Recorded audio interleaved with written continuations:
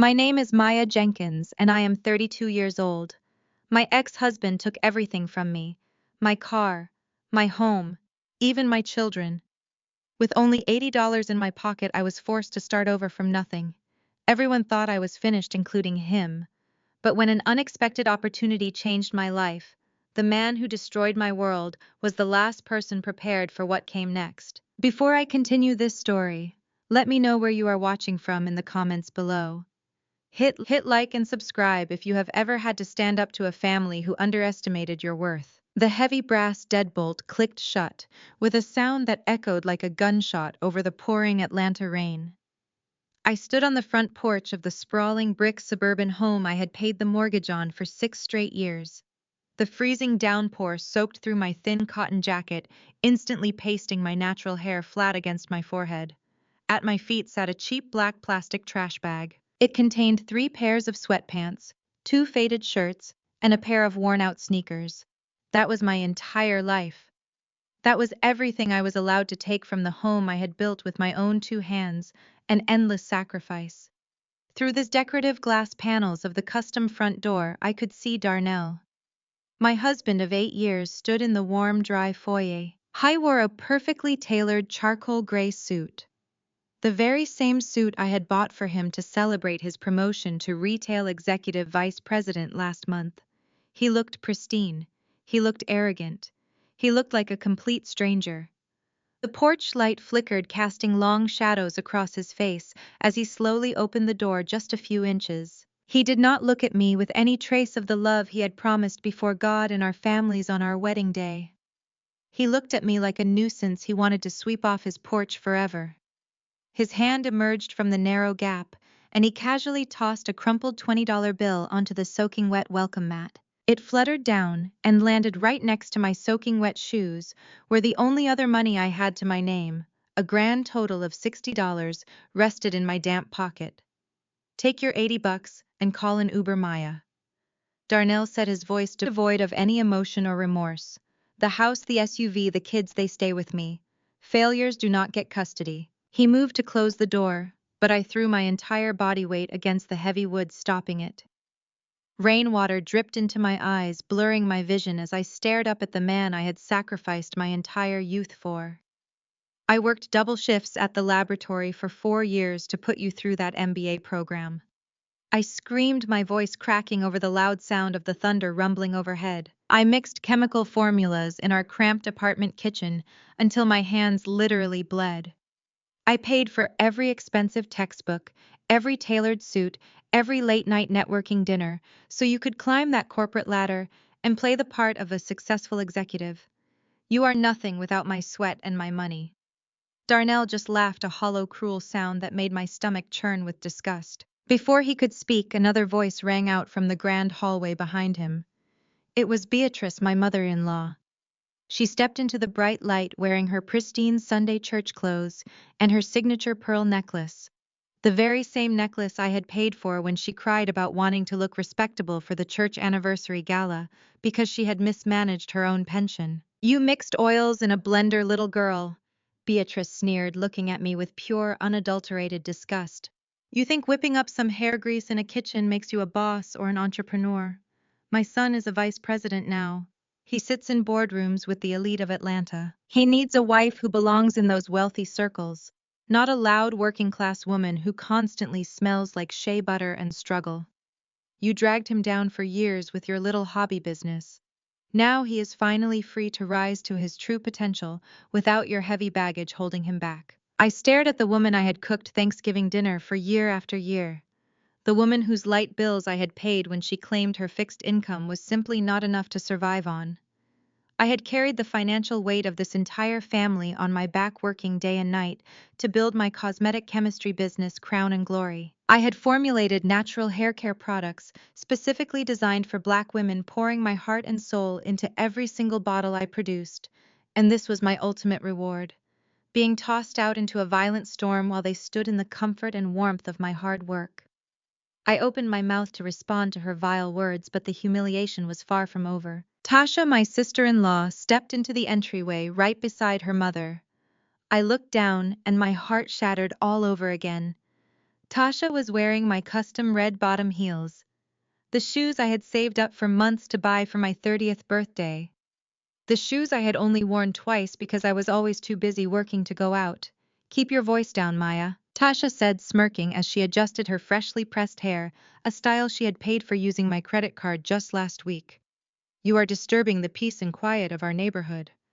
Chloe is upstairs right now reading Jordan and Aaliyah a bedtime story. They actually like her, you know. She bought them both brand new PS5 consoles and those exclusive Jordan sneakers they have been begging for instead of forcing them to do chores and read educational books all weekend like you always do. She knows how to properly treat them and give them the lifestyle they deserve. The mention of my children, Jordan and Aaliyah, felt like a physical knife twisting deep in my chest. My sweet 10-year-old boy and my beautiful 8-year-old girl. I remembered rocking them to sleep, making sure they had everything they needed. Darnell had spent the last 2 months slowly manipulating their innocent minds, showering them with extravagant gifts, bought with my business profits, and telling them terrible lies about how my long hours at the lab meant I did not love them. He had created a twisted narrative where he was the fun, generous parent, and I was the absent, strict villain who only cared about work. And now Chloe, his wealthy, 28-year-old coworker, his mistress, was upstairs playing mother to my precious children.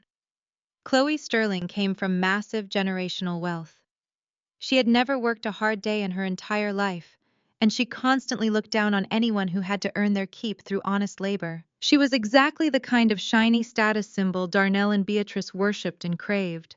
Darnell pushed Tasha aside roughly and glared at me with absolute hatred. You are a homeless, broke failure, Maya. You have no legal claim to anything in this house because you were too stupid and too trusting to put your name on the property deed when we bought it. You actually believed me when I said my corporate job offered better loan rates and it would be cheaper to keep your name off the paperwork. Now get off my property immediately before I call the cops and have you arrested for trespassing and harassment. The heavy wooden door slammed shut with a deafening thud. The deadbolt clicked once again, locking me out of my own life. I stood on the porch, shivering uncontrollably as the freezing rain soaked through to my bones. The intense anger inside me burned so hot I thought it might actually vaporize the raindrops landing on my skin. I did not scream anymore. I did not beg or plead for them to open the door. I slowly bent down and picked up the wet $20 bill from the soaked welcome mat. I smoothed the paper money out with my completely numb fingers. I needed to act fast, think strategically. Darnell thought he had won this war because he held the physical assets and the children, but he did not know I was the sole authorized signatory on the primary business account for Crown and Glory. I pulled my phone from my pocket, sheltering the screen from the heavy rain with my jacket. My hands shook violently as I opened my secure banking application. I just needed to freeze the business funds before he realized he could not access them without my approval. With that money, I would hire the best lawyer in Atlanta tomorrow, and I would fight him tooth and nail for my children and my company. The app slowly loaded. The bright screen illuminated my wet face in the darkness of the stormy night. I blinked repeatedly, trying to clear the rainwater from my eyes, because what I was seeing simply could not be real. A bold red notification popped up on the very center of my screen, demanding my attention. Alert. Transfer of $150,000 from Crown and Glory business checking to Darnell Jenkins' personal account, completed 45 minutes ago. I stared blankly at the massive zero balance displayed on the screen. He had somehow forged my digital authorization. He had drained every single penny I had meticulously saved for the upcoming company expansion. Darnell had not just taken my house, my car, and my children.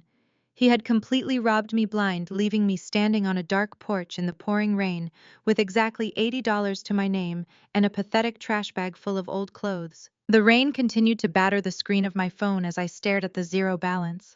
Darnell had not just locked me out in the storm, he had funded his legal war chest with my blood and sweat.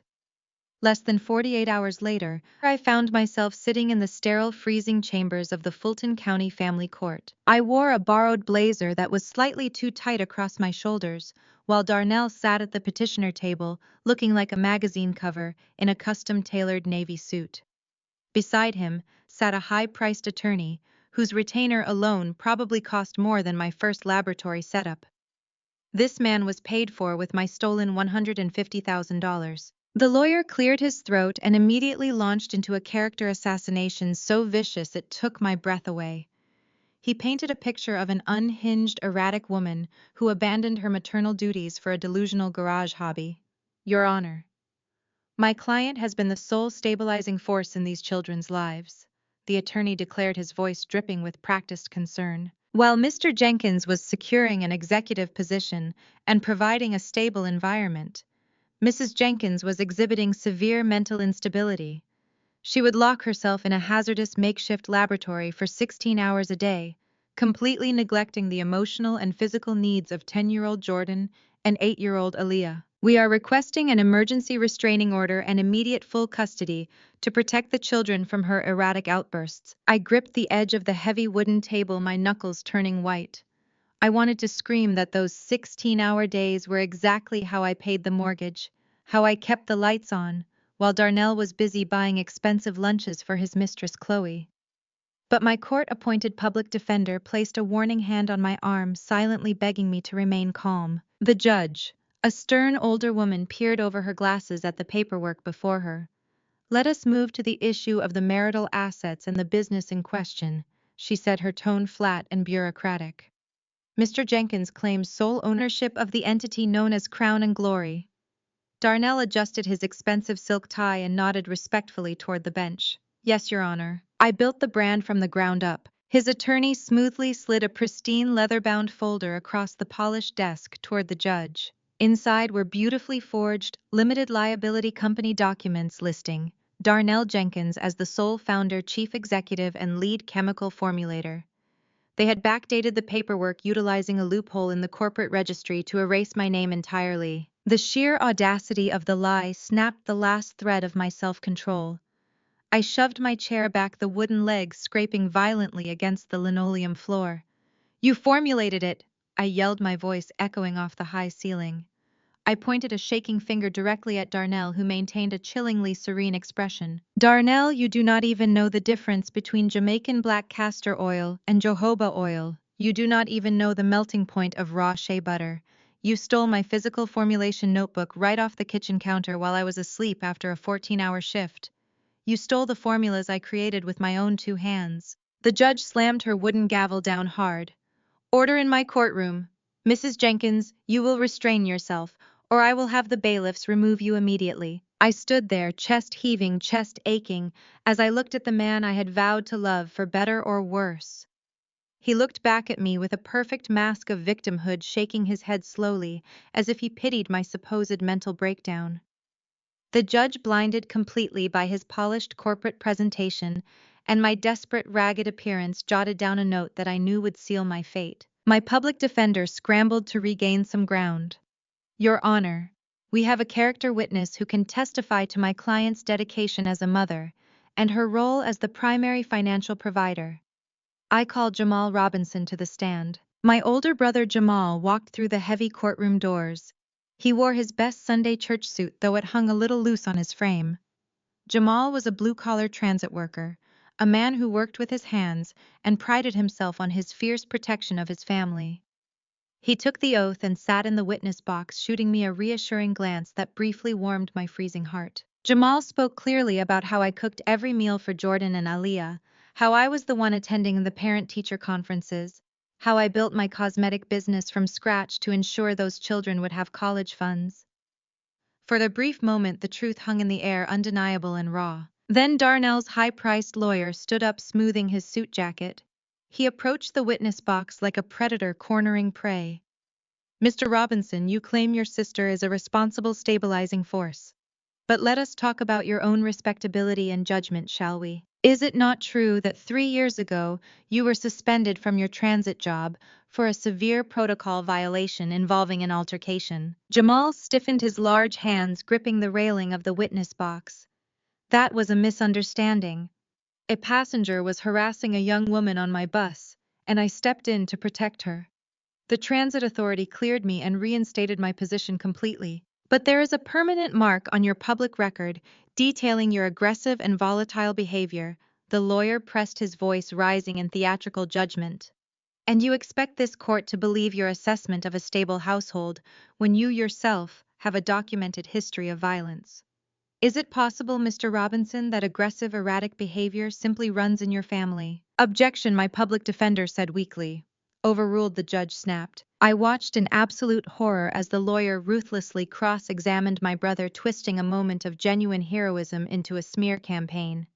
He used every respectability politics trick in the book to paint Jamal as an uneducated, dangerous blue-collar worker whose testimony could not possibly be trusted over that of a polished retail executive like Darnell. Jamal stepped down from the stand, his face tight with humiliation and suppressed anger. He had come to save me, and Darnell had used his wealth to humiliate my brother on public record. The judge did not even hesitate when delivering her ruling.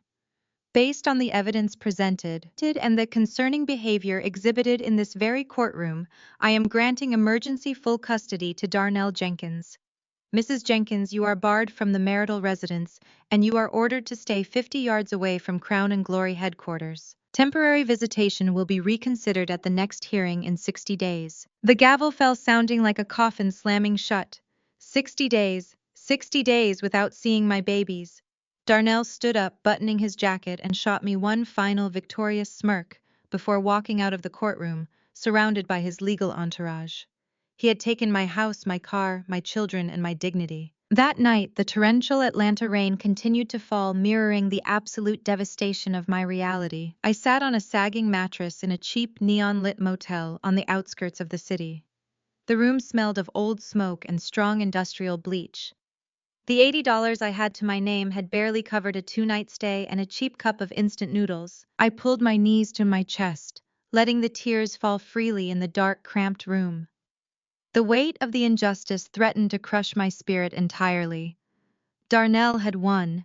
He had manipulated the legal system, exploited my dedication to our family, and walked away with everything I had built. Chloe was probably tucking my children into their beds right now, playing the role of the perfect, wealthy stepmother, while I sat in a roach-infested motel. But as the initial wave of despair washed over me, the anger returned, burning hotter and brighter than before. I wiped my face with the back of my hand and reached into the plastic trash bag I had brought from the porch. Wrapped in a pair of old sweatpants was my cracked secondary laptop. It was an old machine I used for backing up data years ago. Darnell had confiscated my primary workstation, but he had forgotten about this outdated piece of hardware. I plugged the laptop into the flickering wall outlet and waited for it to boot up. The screen glowed to life, casting a harsh blue light across my tear-stained face. I connected to the unstable motel wireless network and logged into my secure cloud storage drive. My heart pounded against my ribs as I navigated through the encrypted folders. Darnell had stolen the physical formulation notebook from the kitchen counter, assuming it held the golden key to the Crown and Glory empire. He thought he had outsmarted a woman he considered nothing more than a kitchen mixer. He believed he possessed the exact chemical compound that was currently generating thousands of five-star reviews from Black women across the country. I opened the main directory and clicked on the folder labeled Formulation Drafts. I scrolled down past the early experiments and the failed mixtures until I found the exact document that mirrored the physical notebook he had stolen. I opened the file and read the chemical breakdown line by line. I checked the preservative ratios, the emulsifying agents, and the thermal stability charts. A slow, chilling smile began to spread across my face, entirely replacing the tears. The cold, damp motel room suddenly felt like the command center of an impending war. Darnell, in his arrogant rush to steal my empire, had grabbed the notebook containing draft number 4. He had presented it to the judge. He had likely already sent it to the manufacturing plant to begin mass production under his newly established fraudulent LLC.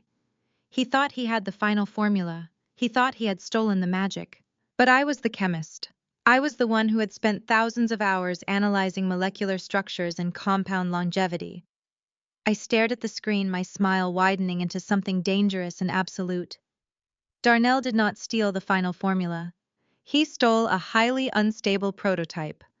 Draft number 4 was a ticking time bomb, and he had just strapped it directly to his own chest. The rain outside my motel window drummed a steady, relentless beat against the thin glass. I sat there in the silence, letting the glow of the laptop screen wash over me. Darnell Jenkins thought he could erase me. He thought he could strip me of my title as a mother and as a founder, leaving me with nothing but $80 and a shattered reputation. I underestimated the very foundation of who I was. I did not just stumble into creating $1 million brand by accident. I engineered it through sheer brilliance and unyielding perseverance. And now the man who mocked my intellect was about to learn a brutal lesson in cosmetic chemistry. I closed the laptop carefully, feeling the cool metal beneath my fingertips.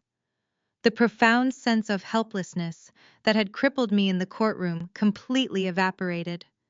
Tomorrow, I would use the remaining funds I possessed to secure a meeting with someone who understood intellectual property warfare better than anyone in Atlanta. Darnell had the stolen car, the stolen house, and my precious children under his roof for now.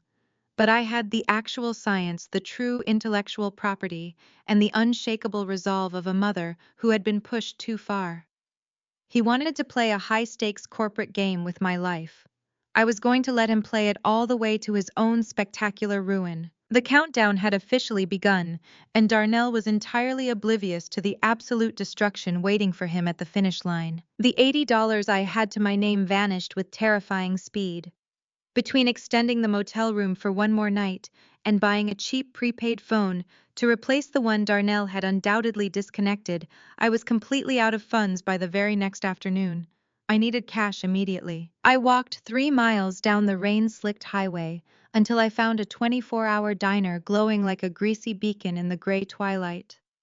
A faded help wanted sign hung in the grease-stained window. I walked in, swallowed my pride, and begged the manager for a graveyard shift, starting that exact night. He took one look at my desperate eyes and handed me a stained brown apron. The transition from chief executive to late-night waitress was a brutal shock to the system. My feet throbbed inside my damp sneakers as I navigated the sticky linoleum floors, balancing heavy trays of scrambled eggs and black coffee. The diner was a haven for truck drivers, exhausted hospital workers, and the occasional late-night reveler. The air was thick with the smell of old frying oil and stale bleach. Every muscle in my body ached from the physical labor and the emotional trauma of the past 48 hours. But I pushed through the pain. I kept my head down, focusing entirely on the rhythmic mechanics of the job. I needed the tips. I needed to survive the night so I could execute my plan in the morning. At exactly 2 o'clock in the morning, the brass bell above the diner entrance chimed loudly, piercing through the low hum of the late-night crowd. I was wiping down a corner booth, my back to the door, when I heard a familiar, obnoxious laugh. I froze. The wet rag in my hand suddenly felt like a lead weight. I slowly turned my head and my heart instantly slammed against my ribcage. Darnell and Chloe were standing in the entryway, shaking off the light drizzle. They were completely overdressed for a roadside diner, clearly arriving straight from some elite Atlanta charity gala. Darnell wore a custom midnight blue tuxedo that fit his broad shoulders perfectly, while Chloe was draped in a clinging silver silk gown that pooled around her expensive heels. They looked wealthy, untouched by the harsh realities of the world, and completely out of place among the tired truck drivers and exhausted shift workers. But it was not their expensive clothes that made my blood boil. As Chloe turned her head to survey the dingy restaurant, the harsh fluorescent lights caught a brilliant flash of fire at her ears. She was wearing my diamond anniversary earrings. Darnell had bought those specific 2-carat emerald-cut diamonds for our 5th wedding anniversary. He had secured them with the first major dividend payout from Crown and Glory, my company, my hard work. And now those very same diamonds were swinging from the earlobes of the woman who had helped destroy my family. Darnell spotted me almost immediately. I saw the initial shock register in his eyes, quickly replaced by a dark, triumphant gleam. He leaned down and whispered something into Chloe's ear. She looked over at me, her perfectly painted red lips curling into a vicious sneer. They did not retreat. They did not show an ounce of shame. Instead, they deliberately walked straight toward the section of the diner I was currently assigned to serving. They slid into a booth right in the middle of my section. Darnell casually draped his tuxedo jacket over the vinyl seat, while Chloe placed her designer clutch on the table. I stood completely still for 3 seconds, fighting the overwhelming urge to lunge across the aisle and rip my diamonds right out of her ears. But I remembered the ticking time bomb of draft number 4. I remembered the ultimate goal. I took a deep, stabilizing breath, forced my face into a mask of absolute indifference, and walked over to their table. "Good morning," I said, my voice flat and mechanical. "Can I get you anything to drink?" Chloe looked me up and down, taking in my stained brown apron, my unstyled natural hair, and my exhausted eyes. She let out a sharp, condescending laugh that carried across the quiet diner. "Look at you, Maya," she sneered, leaning forward, resting her elbows on the sticky table. "You look absolutely pathetic. Darnell told me you were nothing but a glorified kitchen maid before he elevated you. But I never truly believed him until this very moment." I ignored her completely, focusing my gaze on the faded menu stuck behind the napkin dispenser. "We have coffee and water," I stated flatly, refusing to engage in her petty high school bullying. Darnell leaned back in his booth, crossing his arms over his chest. He looked at me with an expression of profound pity that made me want to vomit. "This is where you belong, Maya," he said, his voice dripping with arrogant authority. "Serving people like us. You always lacked the vision required for corporate greatness. You were too small-minded. Now you are finally exactly where you were always meant to be." Before I could even process his delusion, Chloe reached across the table. She grabbed a half-full glass of cheap house red wine that the previous customer had left behind. With a flick of her wrist and a malicious smirk, she intentionally tipped the glass over. The dark red liquid spilled rapidly across the table, dripping down the edge and splashing directly onto my worn-out sneakers. "Clean it up, waitstaff," Chloe commanded, her voice loud enough to turn heads at the neighboring booths. "Darnell was right about you. You really belong on your hands and knees scrubbing up after your betters." The diner went dead silent. The few customers present stopped eating and watched the scene unfold with uncomfortable tension. Darnell reached into the inner pocket of his tuxedo jacket and pulled out a crisp new $100 bill. He did not hand it to me. He tossed it casually onto the table, letting it land right in the middle of the spreading puddle of spilled red wine. "Keep the change, Maya," Darnell said loud enough for the entire diner to hear. "Buy yourself a new blender. Maybe you can start your little kitchen hobby all over again from scratch." The air in the room felt thick and electric. I could feel the eyes of every exhausted worker and patron burning into my back. This was the moment Darnell and Chloe expected me to snap. They expected the angry black woman stereotype. They expected me to yell, to scream, to throw the coffee pot and get myself arrested for assault. They wanted me to prove the exact narrative Darnell had sold to the family court judge. They wanted me to validate my own destruction. I did not yell. I did not raise my voice a single decibel. I looked down at the spilled wine soaking into the crisp $100 bill. I felt a strange, absolute calm settle over my entire body, the static strike of a predator analyzing its prey. I slowly reached into the pocket of my apron and pulled out a clean white rag.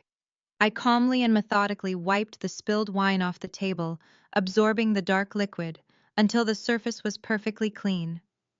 I picked up the soaking wet $100 bill, holding it by the corner. I folded it neatly and slipped it directly into my front pocket. Then I stood up straight, squaring my shoulders.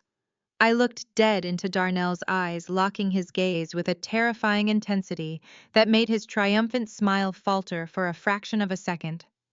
I did not look at Chloe at all, denying her the validation of my attention.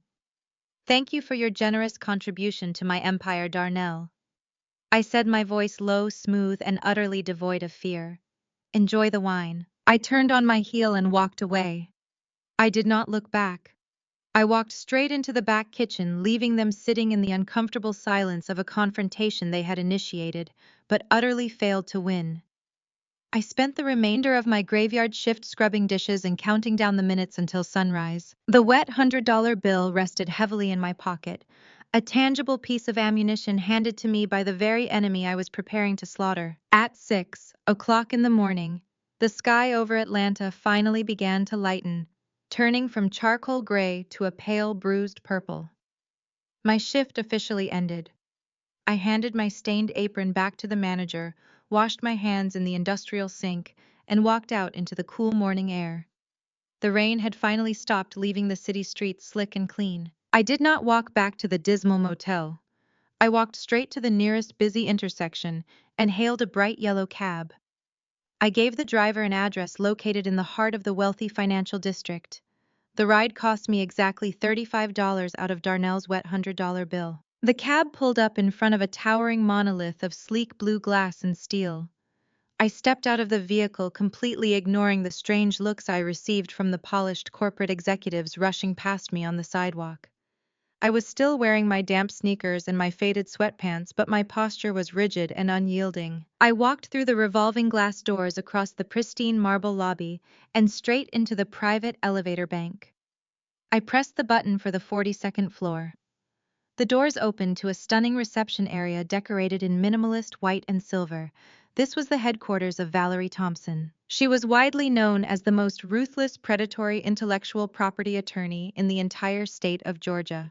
She was a woman who dismantled corporate giants for sport, and I had done her a massive, undeniable favor 3 years ago by providing the precise chemical analysis she needed to win a landmark pharmaceutical lawsuit. She owed me. I bypassed the receptionist entirely and pushed open the heavy frosted glass door to Valerie's private corner office. Valerie sat behind a massive desk of reclaimed walnut, looking impeccable in a sharp white power suit. She looked up from her documents, her sharp eyes taking in my disheveled appearance without a single ounce of judgment. "Valerie," I said, my voice steady. "Darnell took the house. I took the kids. He drained the accounts and he filed fraudulent LLC documents to steal crown and glory." Valerie did not gasp. She did not offer useless sympathy. She slowly closed the file she was reading and steepled her manicured fingers, resting her chin on her hands. A dangerous, predatory smile touched the corners of her mouth.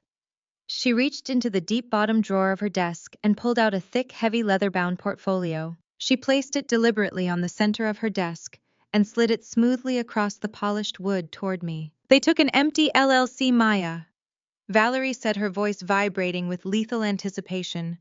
"They stole a hollow shell and a defective draft. They have absolutely no idea what we locked inside the blind trust 2 years ago." I placed my hand flat on the cool leather of the portfolio. Valerie slid toward me, feeling the heavy weight of the legal ammunition I had carefully hidden away. While Darnell was busy playing executive and showing off his leased luxury cars to his golf buddies, I had been preparing for the worst-case scenario. I had known deep down that a man who resented my success would eventually try to claim it as his own. Valerie opened the portfolio, revealing the pristine watermarked documents inside. These papers were the culmination of my actual genius. When I first synthesized the revolutionary stabilizing compound that made Crown and Glory products so effective, I immediately brought the data to Valerie. Under her strict legal guidance, we had filed the true foundational patents, not under my name, and certainly not under Darnell's, but under an impenetrable blind trust. The LLC Darnell had just fraudulently claimed in front of that family court judge was nothing more than a marketing shell. It was a glorified checking account and a brand logo. It held absolutely zero ownership of the actual chemical patents. "Darnell thinks he is a mastermind," Valerie continued, tapping her pen against the desk. "He thinks his tailored suits and his aggressive courtroom tactics have secured him a multi-million-dollar cosmetic empire. But he is trying to drive a high-performance vehicle without the engine. The moment he attempts to mass-produce that defective draft number 4, he submitted to the court, the formula will completely destabilize." I nodded, sinking into the plush leather chair opposite her desk. The physical exhaustion of the graveyard shift was finally catching up to me, but my mind was firing on all cylinders. "He is already negotiating a buyout with Lumiere Cosmetics," I told her, recalling a hushed phone call I had overheard Darnell making last week. "He wants to sell the entire brand and cash out before anyone realizes he does not possess the scientific knowledge to maintain the product line." Valerie's predatory smile widened, revealing perfect white teeth. "Oh, this is going to be exceptionally beautiful," she murmured, her eyes gleaming with the thrill of impending corporate slaughter.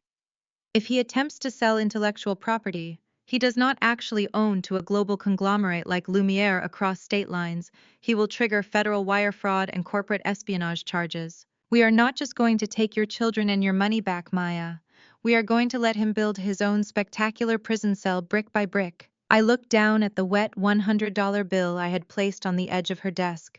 The very money Darnell had thrown at me in a pathetic attempt to break my spirit was now paying for the cab ride that brought me to his ultimate executioner. "We wait," I stated, making the executive decision. "We do not file an immediate injunction. We do not warn him. We let him sign those fraudulent manufacturing contracts. We let him spend the stolen money. We let him climb as high as his arrogant ego will take him." Valerie closed the portfolio with a sharp, definitive snap. "Exactly. The higher the monkey climbs the tree, the harder the concrete hits when he falls." "Welcome back to the war room, Maya. Let us begin the corporate autopsy." Valerie poured 2 glasses of sparkling water and slid one across the desk. The strategy was simple but required absolute ironclad patience. Darnell and Chloe were currently living a spectacular lie, painting Atlanta with money they did not actually possess.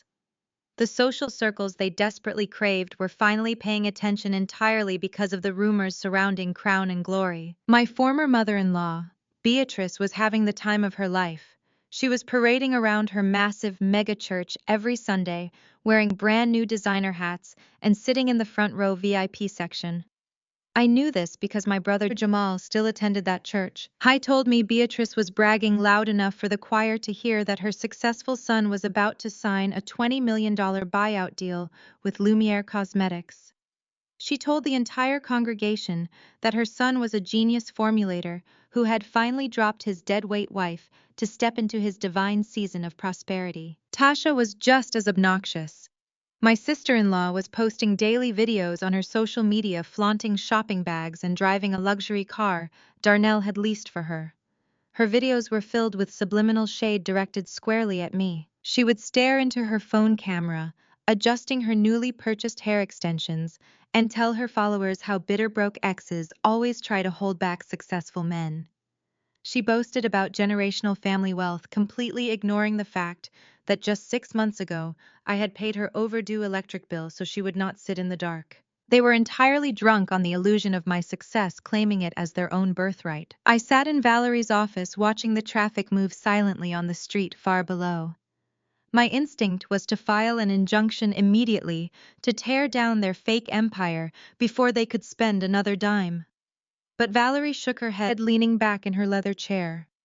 "Let him fly high," Maya. Valerie said, her voice deadly calm. "If we sue him now, we just get a messy divorce settlement and a brand caught in legal limbo. We let him sign those acquisition papers. We let him leverage everything he owns against a formula he does not understand. The higher he climbs, the harder the concrete hits when gravity finally takes over. To survive the wait." Valerie did something I never expected. She personally provided me with a private, unrestricted loan from her own capital fund. It was enough money to secure a small, discreet commercial space on the industrial outskirts of the city. I silently rented an underground concrete laboratory out of sight from Darnell's corporate spies. I bought used but functional mixing equipment, sanitized every inch of the space, and went to work. This was where the true magic happened. Free from Darnell's constant belittling comments and the suffocating atmosphere of my old kitchen, I began mixing the true perfected formula. This was the chemical structure I had locked inside the blind trust, the formula that actually stabilized the volatile raw ingredients. I poured the rich golden liquids into sleek matte black bottles. I built a completely new, untraceable brand name from the ground up. I called it Aura Noir. It represented stepping out of the shadows and claiming my own power. I worked 18-hour days, sleeping on a cot in the corner of the lab, fueled by pure determination and the vision of my children's faces. While I was building, Darnell was busy trying to erase my existence. He wanted to sever all ties to my past, and he was ruthless about it. He used his new corporate influence and the massive weight of the impending Lumiere deal to target my family. One rainy afternoon, my phone vibrated on the stainless steel lab table. It was Jamal. His voice sounded heavy and defeated. "Maya, they fired me," Jamal said, the heartbreak evident in every syllable. He had worked for the City Transit Authority for 10 years, climbing his way up the union ladder to become a shift supervisor. He loved his job and he needed the pension. I wiped my gloved hands on a towel, my heart dropping. "What happened, Jamal?" I asked. "How could they just fire you?" He let out a shaky breath. "Darnell called the regional director. He claimed I was harassing his family and threatening his new corporate partners. He used that old transit infraction, the one his lawyer brought up in family court, to paint me as a violent risk to public safety. Darnell told them if they kept me on the payroll, he would make sure the Lumiere executives pulled their local investments from the city development fund. The city caved, Maya. They handed me a cardboard box and escorted me out of the depot an hour ago. Tears pricked my eyes. Darnell was not just satisfied with destroying my life, he was systematically dismantling the lives of anyone who stood by me. He wanted to leave me completely isolated with no support system and no allies. I am so sorry, Jamal, I whispered, my voice cracking. I will fix this. I promise you I will fix this. Jamal stopped me before I could spiral into guilt. Do not you dare apologize, Maya, he said, his voice suddenly growing firm and resolute. Darnell did this because he is terrified of you. He knows he is standing on a house of cards, and he is trying to remove the wind. Do not stop fighting. Do not let him win. You stay in that lab and you finish what you started. I will find another job. I will survive. You just make sure that when he falls, he never gets back up. His words poured fresh gasoline on the fire burning inside my chest. I hung up the phone and looked around my underground sanctuary. Row upon row of perfectly formulated Aura Noir bottles stood at attention, like a silent army waiting for my command. Darnell had officially crossed the line from a bitter divorce to total warfare. He had targeted my brother. He had corrupted my children. He had humiliated me in public. The time for waiting was rapidly drawing to a spectacular close. 2 weeks passed in a blur of chemical synthesis and quiet strategic planning with Valerie. Darnell was officially moving forward with the Lumiere Cosmetics acquisition. The business journals were already leaking rumors about the historic $20 million payout. Darnell was giving interviews to local magazines talking about his innovative genius and his relentless pursuit of excellence. I was posing for photographs in his expensive suits, standing in front of my old laboratory equipment. I was in the middle of mixing a large master batch of Aura Noir, carefully measuring the temperature of the stabilizing agents, when my burner phone suddenly rang. It was an unrecognized out-of-state number. I lowered the heat on the mixing vat, pulled off my protective goggles, and answered the call. Miss Jenkins, a crisp, authoritative male voice spoke through the speaker. My name is Arthur Vance. I am the Vice President of Acquisitions at Lumiere Cosmetics. I stood perfectly still, the hum of the laboratory equipment fading into the background. Yes, Mr. Vance, I said, keeping my tone professional and neutral. How can I help you? There was a brief pause on the line, a heavy silence filled with corporate anxiety. I am calling you off the record, Miss Jenkins. Your ex-husband Darnell is currently in our boardroom offering us the complete buyout of Crown and Glory. He claims to have the proprietary rights and the comprehensive understanding of the chemical formulations. However, our internal laboratory technicians have been running stress tests on the physical chemical samples he provided. We are observing some highly concerning data. Arthur Vance cleared his throat, sounding deeply unsettled. The emulsion process is breaking down under standard ultraviolet light exposure. The pH balance is fluctuating wildly. Frankly, Miss Jenkins, the chemical samples he provided are showing strange instability that we cannot mathematically account for. Mr. Jenkins cannot explain the molecular failure. He directed us to contact you, stating you were merely a former lab assistant who might have mislabeled a batch during your departure. I looked down at the pristine, perfectly balanced beaker of Aura Noir resting on my stainless steel table, the golden liquid caught overhead light reflecting pure, unadulterated perfection. I pictured Darnell sweating in the boardroom surrounded by executives, realizing his stolen crown was melting into dark, toxic sludge. He had stolen draft number 4 exactly as I had predicted. The 90-day degradation cycle was finally kicking in. I smiled. It was a cold smile that reached my eyes. A profound sense of vindication settled deep in my bones. Miss Jenkins, your ex-husband is offering us Crown and Glory. But the chemical samples he provided are showing strange instability. That is because he brought you a ticking time bomb, sir. I disconnected the call before Arthur Vance could ask another panicked question. The silence in my underground laboratory felt incredibly sweet. But the war was not over yet. Less than 2 hours later, my burner phone buzzed again. This time it was a text message from Darnell. It was a sterile, commanding demand to meet him at an upscale artisan coffee shop in Buckhead at 3 o'clock. The message came with the cruel addendum stating he was bringing Jordan and Aaliyah. If I wanted to see my own children, I had to be exactly on time and alone. My heart hammered against my ribs. I had not seen my babies in 32 excruciating days. I stripped off my protective gloves, washed the chemical residue from my hands, and changed into a clean but simple outfit. I did not want to look desperate, but I also refused to look like I was competing with Chloe's stolen wealth. I arrived at the coffee shop 10 minutes early. It was a pretentious glass-walled building filled with lush green plants and people conducting high-level business meetings over $10 lattes. I stood near the back corner, keeping my eyes locked on the front door. At exactly 3 o'clock, a massive black luxury SUV pulled up to the curb. Darnell stepped out first, wearing a light gray custom suit that screamed corporate arrogance. Then the back doors opened. My breath caught in my throat. Jordan and Aaliyah stepped onto the sidewalk. They did not look like the carefree children who used to help me stick shipping labels on boxes in our old living room. They were dressed in stiff, uncomfortable designer clothing. Jordan wore a miniaturized version of a high-end streetwear outfit with heavy chain necklaces that looked ridiculous on a 10-year-old boy. Aaliyah was squeezed into a stiff designer dress and shoes she could barely walk in. Her beautiful natural hair had been painfully pulled back and sprayed with heavy chemicals. They looked like expensive little dolls completely stripped of their actual childhoods. Chloe had clearly dressed them using my children as living props to flaunt the wealth Darnell had stolen from me. As they walked through the glass doors, I stepped forward, my arms aching to hold them. Jordan, Ali, I called out, my voice trembling with desperate love. They looked at me, but their eyes held a chilling distance. There was no joyful running, no tight hugs. They stood rigidly behind Darnell, looking at my plain clothes and my tired face.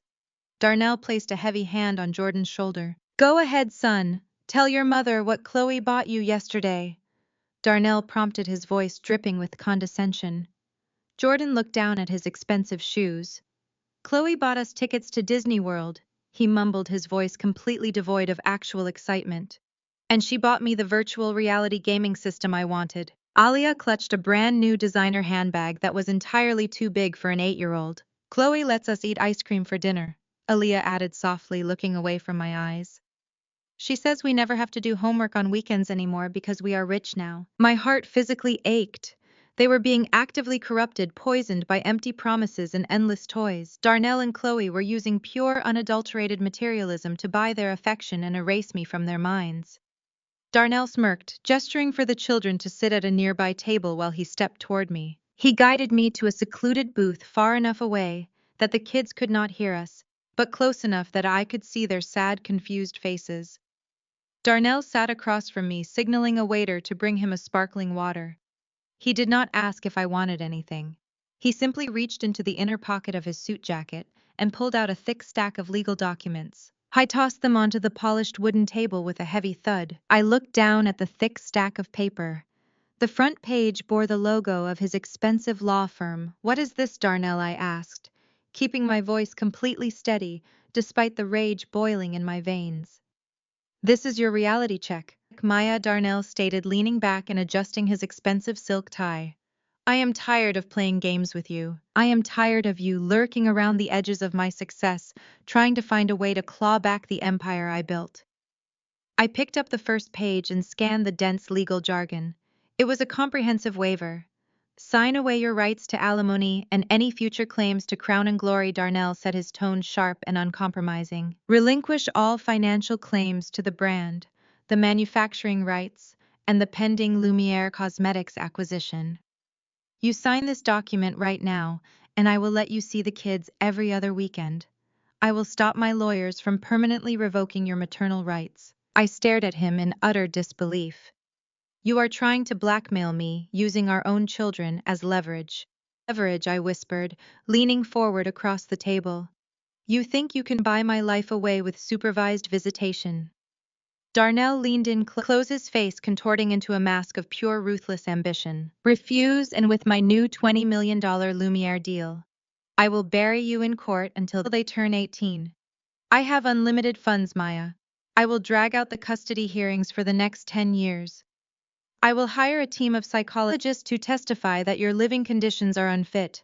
I will make sure Jordan and Aaliyah forget your name completely. You have nothing. You are nothing. Sign the paper and take the scraps I am generously offering you or lose them forever. I looked past his shoulder at Jordan and Aaliyah. They were sitting silently at their table, looking completely miserable in their expensive, stiff clothes.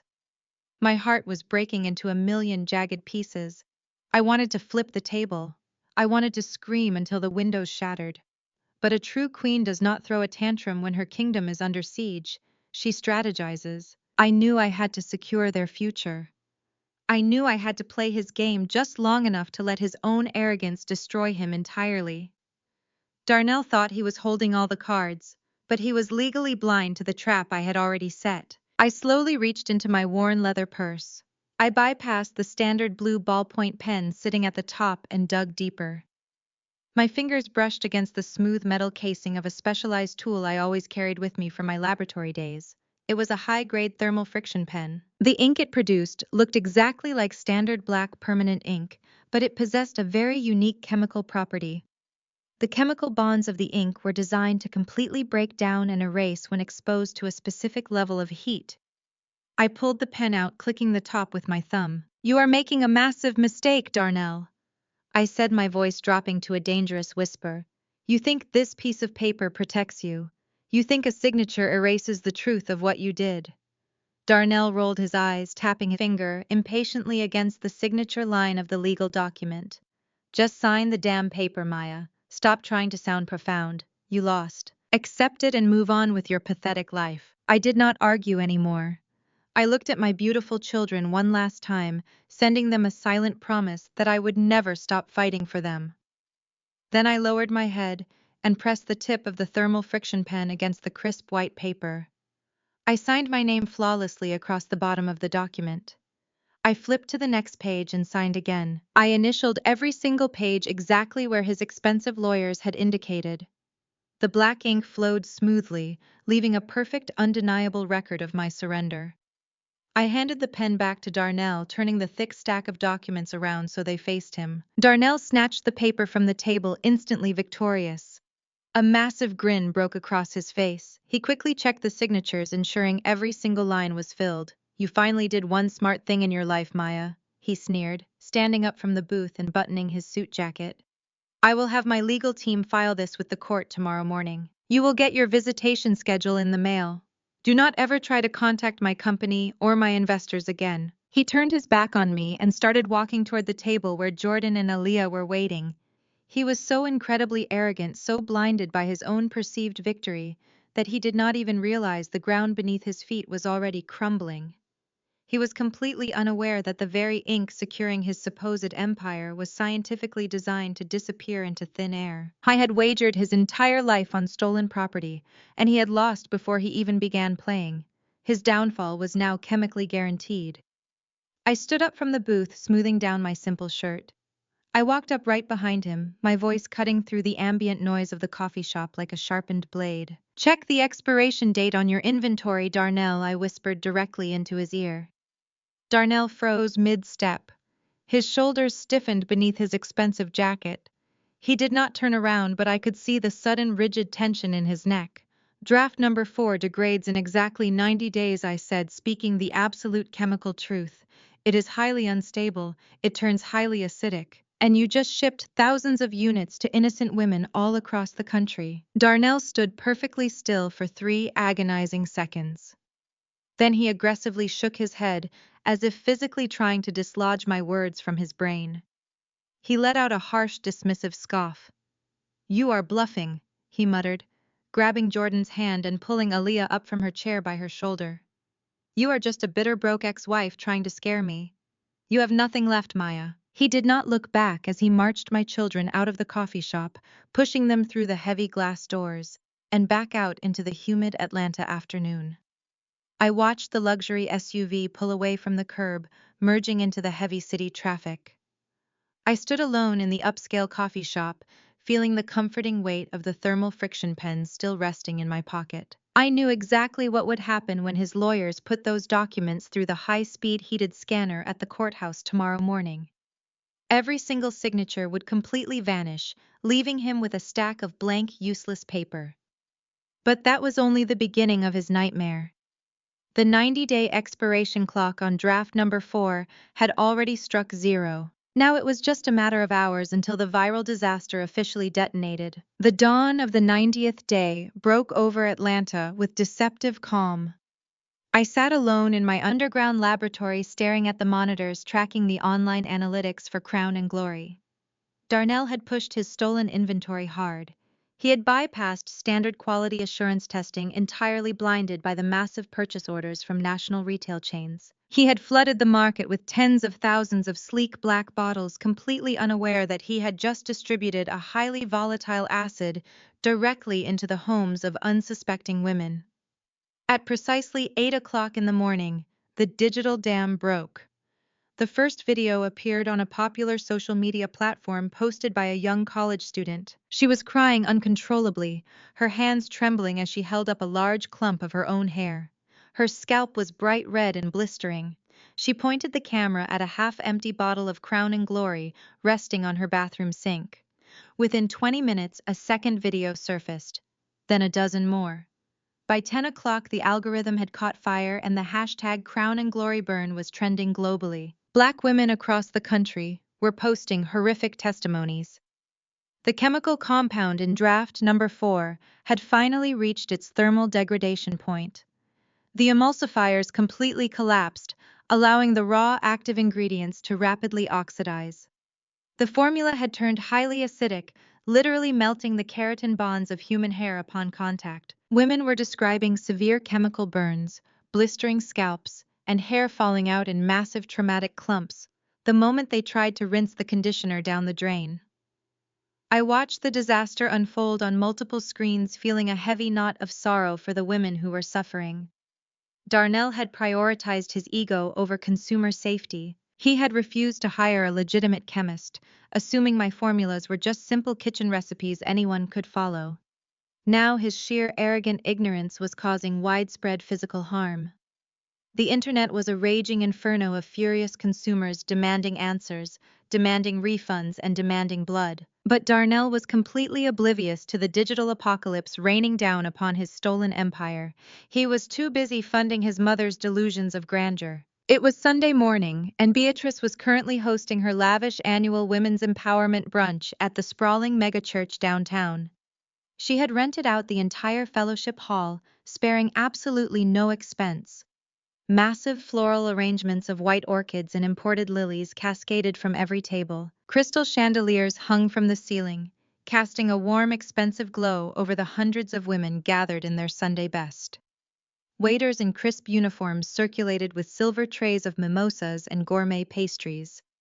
Beatrice stood at the center of it all, wearing a custom-tailored lavender suit and a matching wide-brimmed hat that completely blocked the view of the women sitting behind her. She was holding court, basking in the adoration of the congregation. She had spent the entire morning loudly testifying about how the Lord had blessed her son Darnell with incredible corporate prosperity. She told everyone who would listen that Darnell was single-handedly funding this entire extravagant event as a testament to his newly acquired generational wealth. Tasha was right beside her, acting as the official family videographer. My former sister-in-law was pacing the perimeter of the room, shoving her phone camera into the faces of the church elders. She was broadcasting the event live to her followers, loudly bragging about her brother's immense success. She made sure to repeatedly emphasize that Darnell was stepping into a new season of abundance now that he was no longer held back by negative, bitter energy, clearly referencing me.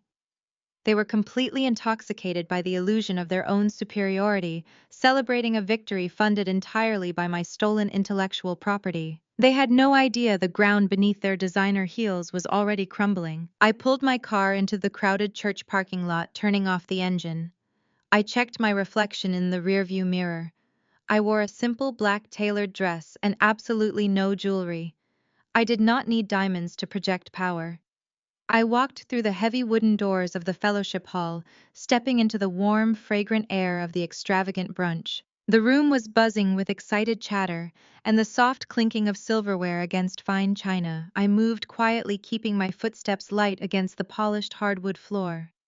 I bypassed the crowded reception tables and walked straight to the back row of pews, sitting down quietly in the shadows. I watched Beatrice strut up the steps to the main podium, adjusting the microphone with a dramatic flourish. She took a deep breath, preparing to deliver her keynote address on faith and financial elevation. As she looked out over the crowd of smiling faces, her gaze swept past the front rows and landed directly on the back pew. She saw me sitting there perfectly still and utterly unbothered. Beatrice stopped dead. Her mouth hung open slightly, and her perfectly manicured hands gripped the edges of the wooden podium. The confident glow vanished from her face, instantly replaced by a mask of furious indignation. The entire room seemed to hold its collective breath as the congregation followed her gaze, turning in their seats to see what had caused the grand matriarch to lose her composure. Beatrice tapped the microphone, her voice echoing sharply across the silent hall. Ushers. Beatrice commanded her tone, dropping its warm, theatrical cadence and becoming harsh and authoritative. We have an uninvited guest attempting to disrupt our fellowship. Please remove this woman immediately. This is a private event funded by my son, and we will not tolerate any bitter interruptions trying to steal our joy. Two large men wearing matching dark suits stepped out from the side aisles, moving purposefully toward the back row. Tasha immediately spun around, pointing her phone camera directly at me, clearly hoping to capture a humiliating viral moment of her former sister-in-law being forcefully dragged out of a church brunch. The congregation watched in hushed, scandalized silence, expecting me to shrink away in shame. I did not shrink. I stood up slowly, smoothing the fabric of my black dress. I did not raise my voice, but I projected it clearly, letting the acoustics of the massive hall carry every single syllable to the very front row. "You want me out, Beatrice?" I asked, my voice echoing with absolute authority. "Before I leave, why do not you tell the congregation exactly who paid off this church's mortgage 3 years ago when the bank was going to foreclose?" Beatrice froze, her face turning a sudden sickly shade of gray. The ushers stopped dead in their tracks, unsure of how to proceed. A heavy, suffocating silence crashed over the room. The women sitting at the lavish tables exchanged wide-eyed, shocked glances. "Did Darnell do that?" I challenged, taking a slow, deliberate step forward into the light. "Did your genius son write that $500,000 check to save this sanctuary? Or did the girl who smells like shea butter hand you the check directly in the pastor's private office?" The church went dead silent. You could have heard a pin drop on the hardwood floor. The congregation stared at Beatrice, waiting for her to deny the accusation, waiting for her to defend her son's honor. But Beatrice could not speak. Her throat worked uselessly, her mouth opening and closing without producing a single sound. The devastating truth hung in the air, entirely undeniable. I had saved their church with the very first massive profit margin Crown and Glory had generated while Darnell was busy spending his meager retail salary on expensive watches. The illusion of his supreme financial dominance shattered instantly right in front of her most loyal followers. The profound humiliation painted on Beatrice's face was absolute. Tasha slowly lowered her phone, the smug smile completely erased from her lips as the reality of my words sank in. I looked at the frozen ushers, giving them a polite nod before turning around to walk out on my own terms. Just as my hand pushed open the heavy wooden exit doors, Tasha's phone suddenly started ringing frantically, cutting through the dead silence of the fellowship hall. The caller identification displayed loudly across her screen. It was Chloe. Tasha scrambled to answer the call, her hands shaking visibly. Chloe was screaming so hysterically on the other end of the line that her frantic voice echoed out of the small speaker for everyone nearby to hear. A major A-list celebrity influencer had just posted a crying live stream holding up a sleek black bottle of Crown and Glory and a handful of her broken hair, announcing a massive class action lawsuit against the company. The viral disaster had reached the highest levels of the stratosphere. Darnell was completely finished, and there was absolutely nothing that he could ever possibly do to save his permanently ruined stolen crown right now. The fallout was instantaneous and utterly catastrophic. Within 48 hours of the viral live stream, the massive retail chains that had blindly stocked Crown and Glory began aggressively ripping the sleek black bottles off their shelves. They issued emergency nationwide recalls, prominently displaying hazard warnings at the checkout registers. Darnell was no longer just dealing with angry social media comments. He was facing federal consumer protection investigations, class action lawsuits, and immediate bankruptcy. The $20 million acquisition deal with Lumiere Cosmetics, the golden ticket he had banked his entire stolen empire on, evaporated overnight. The CEO of Lumiere formally suspended all negotiations via a brutal, legally binding email that was leaked directly to the press. The message explicitly stated they would only resume discussions if they could have a face-to-face meeting with the actual chemist who authored the original baseline formula. Darnell was completely trapped. He could not produce the chemist because the chemist was the woman he had actively tried to destroy. His domestic life was imploding just as violently. Chloe was throwing massive hysterical tantrums inside their leased mansion. Her incredibly wealthy father, who had provided the initial capital for Darnell's massive manufacturing run, was absolutely furious at the public relations nightmare. He publicly severed all ties with Darnell, issuing a press release distancing his family from the toxic brand and demanding his entire investment back immediately. Darnell was desperately tearing through his home office, flipping over furniture and ripping open drawers. I was screaming at Chloe to help him find my old laboratory notebooks, frantically searching for the missing chemical stabilizers he was too arrogant to understand in the first place. He honestly believed he could just mix up a quick antidote in his kitchen sink to stop the national bleeding. While Darnell was losing his mind, my burner phone buzzed with frantic messages from Tasha. I ignored them all until I heard frantic pounding on the reinforced steel door of my underground laboratory. I checked the security cameras. Tasha was standing in the alleyway, hyperventilating and looking over her shoulder like a hunted animal. She wore a heavy silk scarf wrapped tightly around her head, an unusual choice for the humid Atlanta weather. I unlocked the door, letting her stumble into the sterile white entry room. "Maya, you have to help me," Tasha gasped, grabbing the edge of my stainless steel workbench to steady herself. Her eyes were wild with raw, unfiltered panic. "You have to give me the neutralizing agent. You have to fix this formula right now." I crossed my arms, leaning back against the metal counter. "I do not have to do anything, Tasha," I replied, my voice completely devoid of sympathy. "You and your brother stole my life. You laughed while he served me divorce papers. You stood in that church on Sunday and bragged about the wealth you helped him steal. Why on earth would I help you now?" "Because I am going to lose everything!" Tasha shrieked, tears welling in her eyes.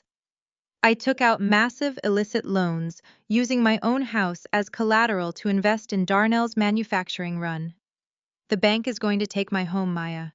The investors are threatening me, but that is not even the worst part." She reached up with trembling fingers and slowly unwrapped the heavy silk scarf from her head. I felt a momentary flicker of shock. Tasha's beautiful thick hair was completely decimated.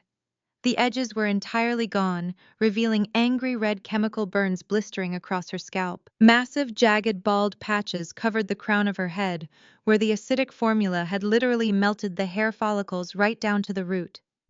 She had been secretly using draft number 4, trying to accelerate her own hair growth to look better on camera. "It is burning me," Tasha sobbed, scratching frantically at her inflamed scalp. "It burns constantly and it will not stop falling out." "Darnell said the formula was perfect. He said you were just a jealous hater trying to scare us. Please, Maya, you are a genius. You have to have the antidote. I will give you anything you want." I reached into the top drawer of my workstation and pulled out a small silver hand mirror. I placed it gently on the stainless steel counter, pushing it toward her. "Look at yourself," I commanded softly. Tasha stared down at her ruined reflection, her shoulders heaving with ragged sobs. "Looks like loyalty comes with a price tag." "Tasha," I said, my voice dropping to a sharp whisper, "you blindly trusted a man who steals for a living. You financed a lie. There is no antidote for acid burns, Tasha. The damage is permanent. You are going to have to shave your head completely and pray the follicles eventually recover in a few years. Now get out of my lab before I call the police for trespassing." Tasha stumbled backward, clutching the scarf to her chest. She turned and ran out, the heavy steel door slamming shut behind her. The silence in the lab felt incredibly vindicating, but I knew Darnell was not finished. A cornered rat is always the most dangerous. Less than 4 hours later, Darnell realized I was never going to respond to his frantic emails or calls. He recognized that I held the absolute key to his salvation, and he resorted to his only remaining tactic: pure intimidation. He drove across town to the community center where my colleague Jamal managed the local youth outreach program. Jamal had been my steadfast ally, helping me secure the raw materials to build my new legitimate brand, Aura Noir. Darnell knew Jamal was essential to my operation. I was sitting in my car across the street watching the community center entrance when Darnell pulled up. His luxury vehicle was gone, recently repossessed by the furious leasing company. He was driving a dented rental car. He stormed out of the vehicle, his suit wrinkled and his tie askew, marching aggressively toward Jamal, who was organizing sports equipment near the front doors. "Listen to me very carefully, you pathetic loser," Darnell snarled, stepping directly into Jamal's personal space. "You are going to call Maya right now and tell her to hand over the proprietary stabilization protocols for the Crown and Glory formula." Jamal stood his ground, calmly holding a basketball. "I do not work for you, Darnell, and I do not take orders from thieves. Walk away before I call security." Darnell laughed, a harsh, desperate sound. "You think you are safe, Jamal? You think you can help my crazy ex-wife ruin my empire and just walk away? I know about the grants you receive for this community center. I have high-powered lawyers on retainer. I will have them invent a massive embezzlement lawsuit against you. I will tie you up in federal litigation for the next 10 years. I will personally ensure this center gets shut down, and your entire reputation is permanently destroyed in this city. You will never work with youth again. You get Maya to give me the real formula quietly, so I can fix this Lumiere deal, or I ruin your life forever." Jamal did not flinch, but I could see the subtle tension in his jaw. Darnell was fighting dirty, using innocent community programs as leverage. It was time to end the game entirely. I stepped out of the shadows from behind the brick pillar near the entrance doors, holding a thick, heavy manila envelope in my right hand. I walked slowly down the concrete steps, the sharp clicking of my heels causing Darnell to spin around in surprise. The arrogant sneer on his face instantly faltered as he took in my calm, composed demeanor. I did not stop walking until I was standing directly between him and Jamal. I did not look at Darnell. I walked right past him and approached his dented rental car parked at the curb. I dropped the heavy manila envelope squarely onto the hood of his vehicle. It landed with a definitive, authoritative thud. Darnell stared at the envelope and then back at me, his eyes wide with a mixture of rage and panic. "What is this, Maya?" he demanded, his voice cracking slightly. "What kind of trick are you playing now?" I turned to face him. "That envelope contains your emails begging for help and your written admission that you do not know how the formula works. I forwarded everything directly to the CEO of Lumiere Cosmetics. I included a complete chemical breakdown of your volatile acid. I also sent them a VIP invitation to the press launch of Aura Noir. They are very eager to meet the actual chemist." Darnell leaned against his rental car, his face drained of color as the reality of his ruined empire set in. "I already paid Jamal's legal retainer, Darnell, using the $2 million in advance orders Aura Noir made this morning. You are out of moves." Lumiere Cosmetics had officially suspended the $20 million acquisition entirely. The chief executive officer explicitly demanded a face-to-face meeting strictly with the actual creator of the product. Darnell, Chloe, and Beatrice had absolutely no business being there. Their exclusive invitations had been silently revoked the very moment the horrific viral burn videos hit the internet. But Darnell was far too arrogant and desperate to accept his bitter defeat gracefully. He had aggressively bribed a junior public relations assistant just to physically force his ruined family past the hotel lobby security guards. Now they were hovering near the back of the grand ballroom, desperately trying to corner any Lumiere executive who happened to walk past their hiding spot. Beatrice looked utterly ridiculous standing next to her disgraced son. She was wearing a gaudy rented silver sequined gown that was entirely too small for her body, aggressively trying to project a completely false image of extreme generational wealth to the powerful Atlanta elite. She was furiously fanning herself with a cocktail napkin, her face pulled into a tight artificial smile as the wealthy society photographers completely ignored her entire existence. Chloe stood right next to her, clutching Darnell's trembling arm. She wore a sick, panicked expression beneath her thick, heavy makeup. Her wealthy father had cut them off entirely publicly, severing all business ties with Darnell and aggressively demanding his massive initial investment back. Her luxurious designer lifestyle was rapidly evaporating by the exact second. Darnell was actively scanning the massive, elegant room with pure manic intensity. His expensive custom suit hung awkwardly on his tense frame, his forehead slick with cold, terrified sweat. He was literally sweating actual bullets, facing absolute total corporate bankruptcy and severe federal fraud charges for intentionally selling highly toxic products to thousands of innocent, unsuspecting women. Just 48 hours ago, he had desperately torn through his expensive house, screaming at Chloe and Tasha to frantically help him look for my old stolen laboratory notebooks, searching blindly for the missing chemical stabilizers. He had foolishly tried to throw his contracted manufacturing plant completely under the bus, loudly claiming corporate sabotage. But Tasha had turned on him. Tasha was completely panicking because she had heavily invested her own illicit bank loans directly into Darnell's massively failing company. She had come right to my underground lab, desperately begging for the chemical antidote, revealing through harsh, violent sobs that her own delicate edges were horribly falling out from using the stolen acidic product. I had coldly handed her a small silver mirror. "Looks like absolute loyalty comes with a steep price tag, Tasha," I had whispered right into her ruined face. Darnell needed a miracle tonight. He desperately needed to find the executives and beg for mercy.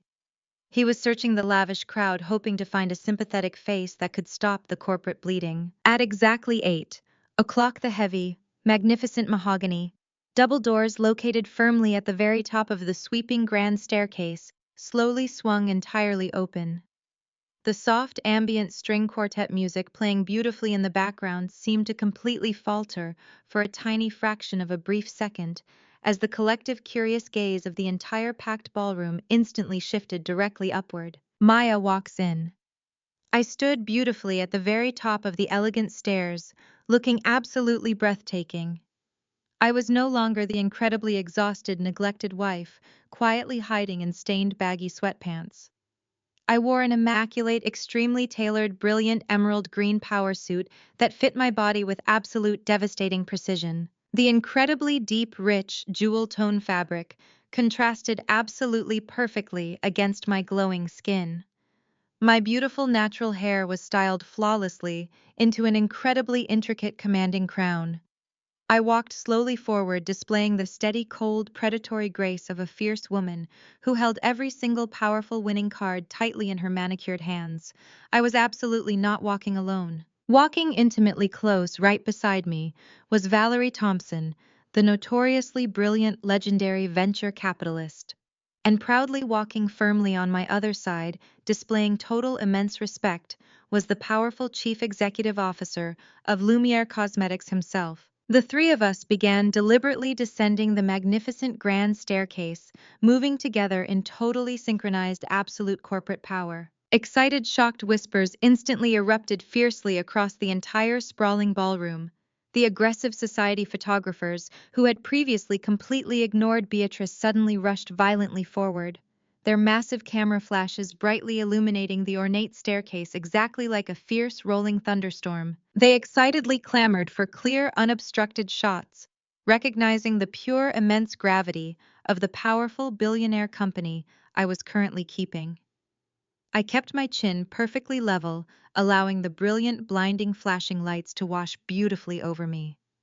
We finally reached the bottom step, gracefully stepping smoothly onto the main ballroom floor. The wealthy elite crowd naturally parted, forming a respectful, clear pathway leading directly toward the glorious center of the massive room. And that was precisely when Darnell suddenly saw me. I watched the exact satisfying moment. Darnell's arrogant brain completely short-circuited. He practically saw blinding crimson red. His jaw literally fell open. He stared wide-eyed at the powerful CEO of Lumiere Cosmetics, and then he looked directly at me, standing radiantly right beside him. The crushing reality of his total, absolute, ultimate destruction violently crashed heavily down upon his sweating shoulders. Panic instantly mutated rapidly into violent, horribly irrational, desperate rage. Darnell aggressively shoved his way blindly through the tight crowd of wealthy, distinguished guests, utterly ignoring the deeply shocked, offended gasps of the important retail executives standing nearby. He charged recklessly toward Maya, his sweaty face heavily contorted into a pathetic mask of pure, unadulterated, furious desperation. He frantically waved his arms wildly, loudly, signaling the large, imposing event, security guards stationed closely near the entrance. "Get this woman out of here!" Darnell screamed, his voice cracking incredibly hysterically, loudly echoing terribly across the entire grand ballroom as he aggressively pointed a frantically shaking finger directly at my perfectly calm face. "She is an absolutely disgruntled, crazy ex-employee, maliciously trying to illegally extort my company. She has no invitation to be standing inside this building. Remove her immediately." The massive, extravagant ballroom suddenly fell completely, totally dead, incredibly silent. Two very large, muscular security guards immediately stepped briskly forward, moving very cautiously toward our powerful group. Chloe hurriedly scurried up right behind Darnell, her pretty face deeply flushed heavily with a pathetic, toxic mixture of severe embarrassment and incredibly nasty, incredibly vindictive, bitter anger. She looked me slowly up and down, angrily taking in my stunning, flawless emerald suit. Chloe sneers aggressively, crossing her thin arms tightly defensively across her chest. "You really do not know when to totally quit, do you, Maya?" she hissed incredibly sharply. "You think you can just sneak inside here and ruin this beautiful night?" Beatrice furiously stomped right up beside them, her cheap rented silver gown rustling aggressively loudly, pointing her manicured finger right at my extremely calm, composed face. I did not flinch at all.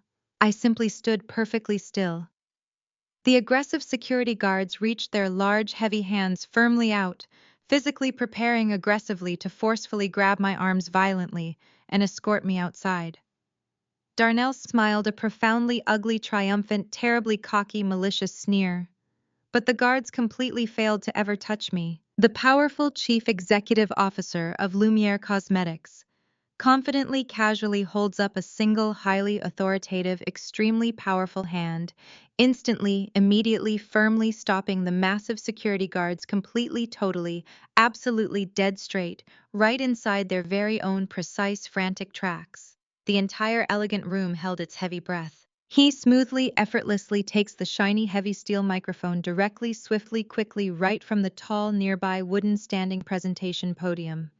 He adjusted his exquisite, immaculate, imported silk luxury tie, looking straight ahead at the disgraced, terrified, sweaty man, completely ruining his formal, beautiful, sophisticated corporate event. "Security, step back!" He calmly ordered, his voice echoing deeply, perfectly, powerfully, sharply, loudly, beautifully, throughout the entire massive ballroom. "You will not lay a single hand on this brilliant woman. You will absolutely not dare to ever disrespect her standing right here in my presence." He turned slightly warmly, gesturing toward me with a genuine look of profound, deep, absolute professional respect. Darnell watched in sheer, frozen, complete, absolute, horrifying, total, unadulterated shock as the handsome billionaire's CEO slowly and confidently smiled proudly, warmly at me. "You are deeply, pathetically, incredibly, totally mistaken about exactly who holds the real, actual, genuine, absolute power inside this elegant, magnificent room tonight, Darnell. She is certainly absolutely not a disgruntled ex-employee, and she is definitely absolutely not trespassing here tonight or any other night either. You will definitely, unequivocally, absolutely not ever dare to lay a hand on my new majority partner. This remarkable woman is the true creator behind the entire brand, and she now completely owns every single valuable asset you desperately tried to illegally, ruthlessly steal, Maya." The CEO stepped back gracefully, allowing me to take the center position on the stage. He reached into his tailored jacket pocket and withdrew a small, sleek remote control. Without breaking his piercing eye contact with my ex-husband, he firmly pressed a single silver button. The massive digital presentation screen suspended high above the grand ballroom floor instantly flickered to life. They completely bypassed the scheduled promotional slideshow featuring Lumiere Cosmetics' upcoming winter product lines. Instead, the brilliant ultra-high-definition monitors projected a series of stark black and white legal documents. A collective gasp rippled through the sea of wealthy investors and retail executives as the gigantic crisp text filled the entire room. It was an official, unarguable display of United States Patent Office documentation. The specific patent for the revolutionary chemical hair stabilization technology was displayed boldly for every single industry leader to scrutinize. This was the exact proprietary technology Darnell had publicly claimed he invented in his kitchen, the technology he used to fraudulently secure his massive initial investments. The screen zoomed in closely on the legal ownership registry. The owner was not Darnell. The owner was not Crown and Glory. The legally recognized true owner was listed in bold, undeniable lettering as the Maya Jenkins Innovation Trust. Darnell physically stumbled backward, as if the massive digital projection had literally struck him across the face. His mouth opened and closed, but he could not produce a single sound. The color completely drained from his cheeks, leaving his skin a sickly, chalky gray under the harsh ballroom lighting. Beatrice let out a small, strangled gasp, pressing a manicured hand against her chest as she stared up at the screens. The wealthy elite crowd surrounding them instinctively took a collective step away, suddenly treating Darnell and his entire family like they were carrying a highly contagious disease. The whispers escalated into a low, dangerous rumble of angry corporate realization. I stepped forward and calmly took the heavy steel microphone directly from the CEO. The moment my fingers wrapped around the handle, the entire massive ballroom fell completely and totally dead silent. Hundreds of powerful industry leaders held their breath waiting for my next move. I looked directly down at Darnell. I saw the absolute terror vibrating through his shaking hands. He looked small, pathetic, and entirely ruined. You tried to sell a stolen defective draft to a global conglomerate, Darnell. I said, my voice ringing with crystal clear, unwavering authority across the silent room. You bypassed every single standard safety protocol because you were blinded by your own unearned greed. You stole draft number 4, a highly unstable acidic formula that causes severe chemical burns and total hair follicle destruction after exactly 90 days of shelf life. The silence in the room was deafeningly heavy. I paused, letting the immense gravity of his crimes sink into the minds of every executive present. You did not just steal my company, Darnell. I continued, my tone sharp and unforgiving. You did not just forge my signature and illegally strip away my financial assets. You poisoned thousands of black women for a quick paycheck. You shipped tens of thousands of bottles of a rapidly degrading acid directly into the homes of innocent consumers who trusted your brand. You traded their physical safety, their crowns, and their dignity for a leased mansion and a rented sports car. You built an entire empire on a ticking chemical time bomb, and tonight the clock finally struck 0. The retail buyers standing near the front of the stage began murmuring angrily among themselves, instantly calculating their own massive corporate liabilities. Several executives pulled out their phones, frantically typing out emergency orders to their distribution centers to pull every single bottle of Crown and Glory off their shelves immediately. Darnell was actively watching his entire retail network violently collapse in real time, right in front of his sweating face. Chloe suddenly shoved her way past a group of shocked investors, her face twisted into a mask of pure desperate rage. She pointed a shaking finger at the massive digital screens above us. That is a lie, Chloe screamed, her shrill voice echoing terribly across the elegant room. She is lying to all of you. She forged those patent documents. Darnell is the founder. He is the genius. She is just a bitter, broke ex-wife trying to ruin our beautiful life because she is jealous of my success. Arrest her. Somebody arrest her right now for corporate sabotage. Valerie Thompson, the legendary venture capitalist, standing to my right, let out a sharp, dismissive laugh that cut right through Chloe's hysterical screaming. Valerie stepped confidently up to the microphone, standing shoulder to shoulder with me. She adjusted her designer glasses and looked down at Chloe with absolute freezing contempt. Not only are these United States patent documents completely authenticated by my personal team of top-tier corporate attorneys, Valerie announced, her voice dripping with sheer authority, but we also have Darnell's explicit written confession. Valerie gestured toward the screen. The projection instantly shifted from the patent registry to a massive high-resolution screenshot of an email. It was the exact groveling, desperate email Darnell had sent to my old private address earlier that afternoon. The crowd began reading the message out loud. In the email, Darnell explicitly admitted he had absolutely no idea how the stabilization formula worked. He begged me to quietly fix the dangerous chemical breakdown, offering a pathetic $50,000 consulting fee to save his failing Lumiere deal. He had put his own total sheer incompetence and fraudulent actions directly into writing. "Your husband is not a genius," Chloe Valerie continued, her tone dropping to a dangerous clinical calm. "He is a common thief who engaged in massive corporate deception. And furthermore," Valerie added, leaning closer to the microphone, "operating a completely fraudulent limited liability company across state lines while actively soliciting millions of dollars from national retail investors constitutes federal wire fraud. You did not just violate consumer trust, Darnell. You violated federal law on a massive, unprecedented scale." Beatrice let out a loud, dramatic wail, collapsing dramatically against a nearby cocktail table. Her rented silver sequined gown snagged on the edge of a chair, tearing loudly, but no one rushed to help her up. The society photographers were rapidly snapping photos of the entire spectacular meltdown, documenting the absolute destruction of the fake cosmetic king. Chloe grabbed Darnell's arm, violently shaking him. "Do something," she shrieked hysterically. "Fix this, Darnell. Tell them they are lying. Fix this right now, or my father will personally destroy you." Darnell could not move.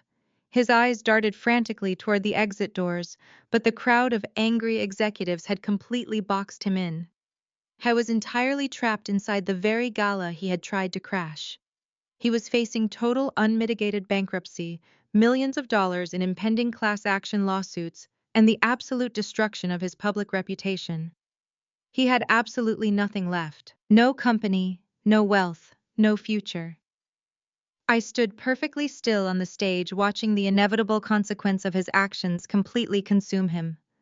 I felt no pity. I felt no sorrow. I simply felt the profound weight of pure, untainted justice, finally restoring the balance of my stolen life. I had reclaimed my name, my science, and my future. The Maya Jenkins Innovation Trust was completely secured. Aura Noir was already generating millions in legitimate advance orders. I had won the war without ever compromising my integrity. Then the heavy brass handles of the grand ballroom double doors turned sharply. The thick wooden doors swung completely open, hitting the walls with a loud, definitive crack that immediately silenced the remaining chaotic chatter inside the room.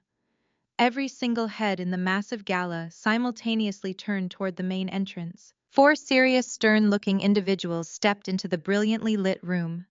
They wore dark, tailored suits and crisp navy blue windbreakers, with 3 bright yellow letters printed boldly across the back. FBI.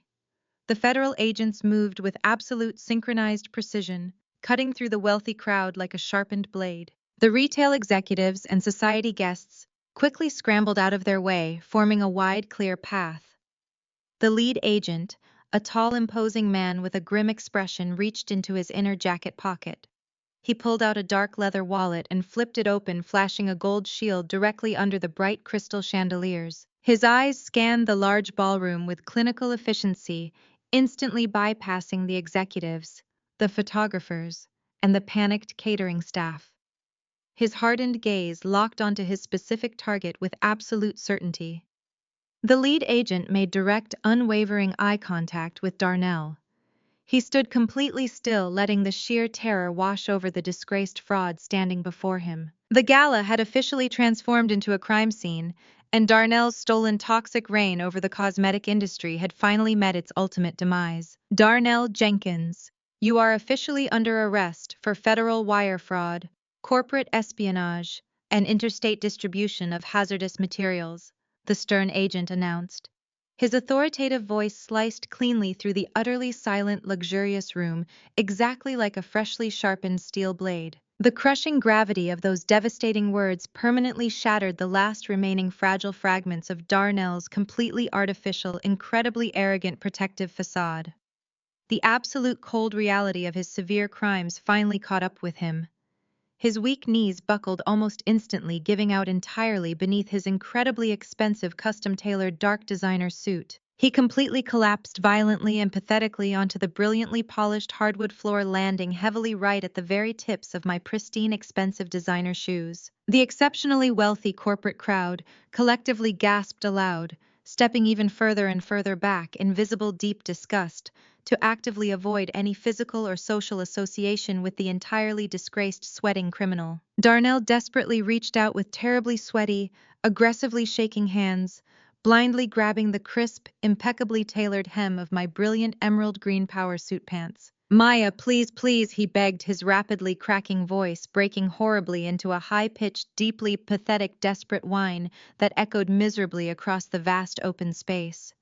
His terrified face was completely slick with heavy cold sweat, and thick wet tears were streaming continuously down his dark cheeks, completely ruining his meticulously groomed cosmetic appearance. "Please, you simply have to stop this, Maya. You have to fix this disaster immediately. Think of the innocent kids. I will eagerly, gladly give you the beautiful house back right now. I will instantly, voluntarily give you total, full legal custody, without fighting. I will enthusiastically give you absolutely every single thing you ever wanted in our entire marriage. Just please tell these federal agents it is a huge, profound misunderstanding. Tell them we were brilliantly, happily working closely together this entire time. Tell them I am innocent, Maya. I am begging you to save my life. I cannot go to federal prison. Please just tell them you forgive me." I looked coldly and calmly down at the pathetic, broken man kneeling on the floor. This was the exact same man who had previously locked me outside in the freezing, pouring rain. This was the man who had gleefully and maliciously stolen my entire brilliant life's work. He had confidently laughed directly in my face while actively trying to permanently destroy my professional sanity and reputation. I felt absolutely zero lingering emotional attachment to him. There was no residual anger, no sudden welling of pity, and most certainly not a single ounce of gentle mercy left in my heart. He was now just a hollow, completely empty shell of a human being, directly facing the severe, massive consequences he had so rigorously and successfully earned. I very slowly and deliberately reached my manicured fingers deeply into the inner silk-lined pocket of my perfectly tailored emerald blazer.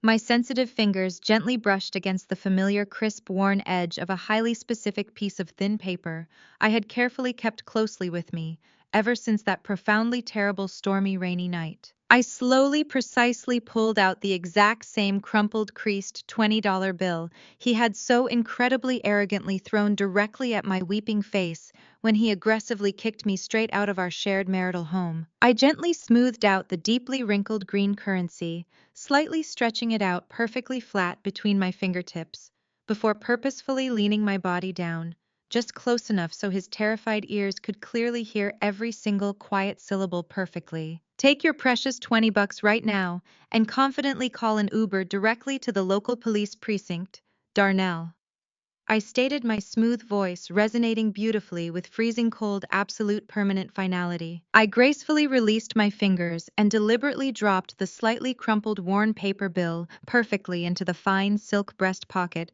of his incredibly expensive custom imported suit jacket. I thoroughly enjoyed watching the money lightly, slowly settle directly against the dark, luxurious fabric. Failures do not ever get temporary bail money. Darnell let out a horribly ragged, deeply desperate, agonizing loud sob.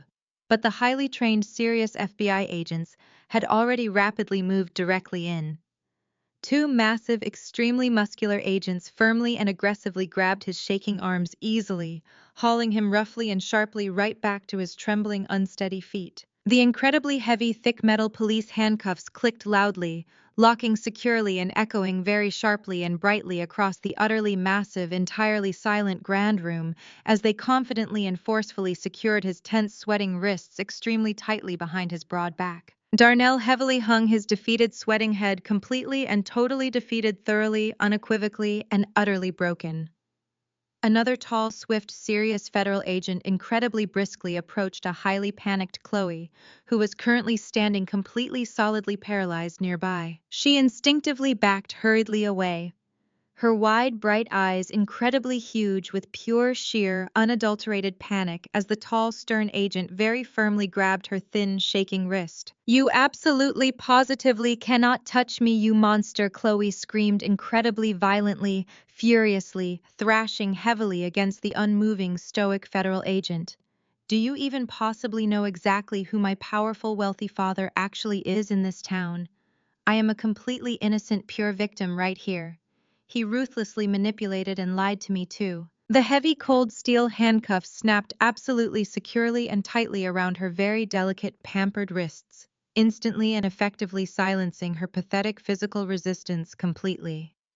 Chloe frantically and aggressively scanned the surrounding incredibly luxurious sparkling VIP tables, actively searching deeply and desperately for her exceptionally wealthy influential parents. They were permanently securely seated very near the immaculate front row, having silently and deeply watched the entire incredibly spectacular dramatic corporate takedown fully and brilliantly unfold with absolute pure frozen absolute horror. When Chloe's highly panicked, wildly searching eyes finally met her stoic, powerful father's direct, harsh, freezing gaze, he absolutely, completely refused to offer a single tiny shred of emotional comfort or loving paternal protection. His aging, wealthy face was a hard, solid, unmoving mask of totally cold, pristine corporate fury.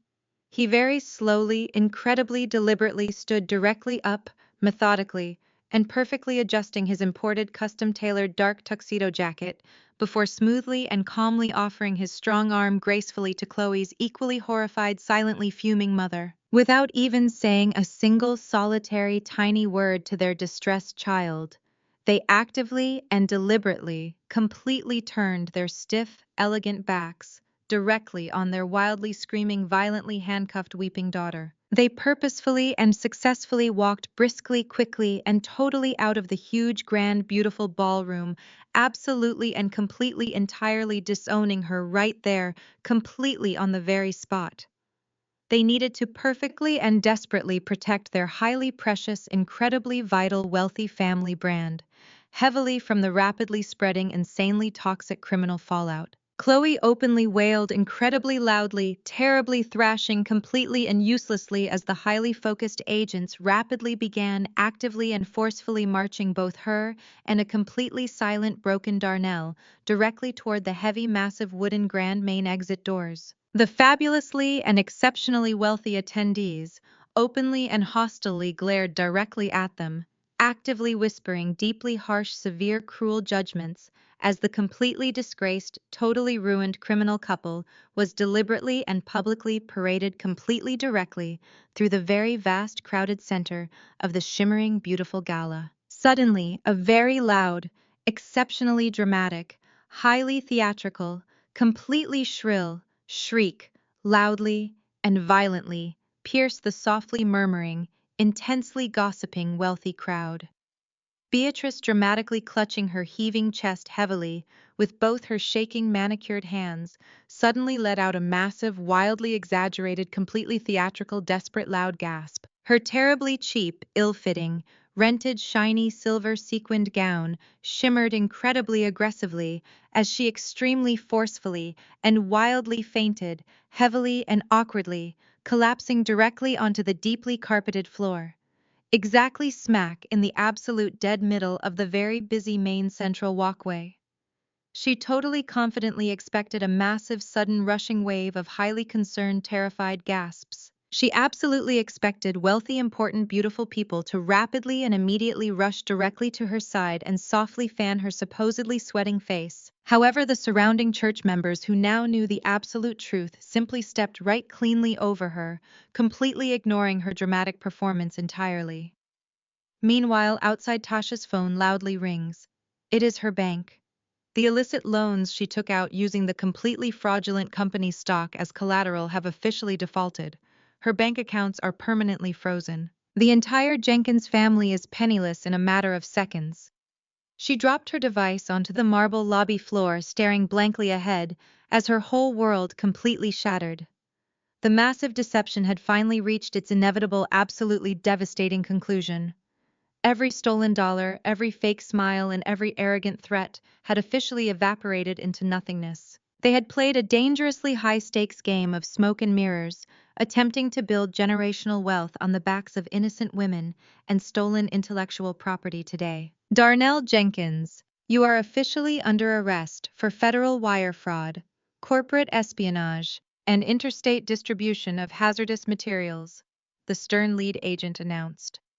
His authoritative voice sliced cleanly through the utterly silent, luxurious room exactly like a freshly sharpened steel blade. The crushing gravity of those devastating words permanently shattered the last remaining fragile fragments of Darnell's completely artificial, incredibly arrogant protective facade. The absolute cold reality of his severe crimes finally caught up with him.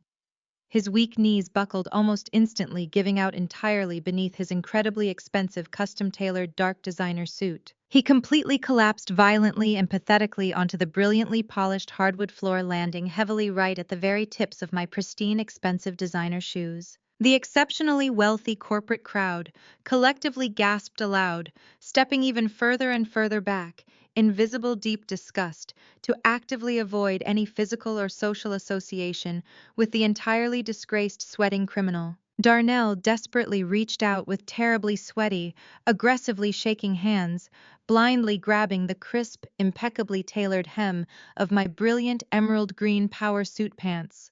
"Maya, please, please," he begged, his rapidly cracking voice breaking horribly into a high-pitched, deeply pathetic, desperate whine that echoed miserably across the vast open space. His terrified face was completely slick with heavy cold sweat, and thick wet tears were streaming continuously down his dark cheeks, completely ruining his meticulously groomed cosmetic appearance.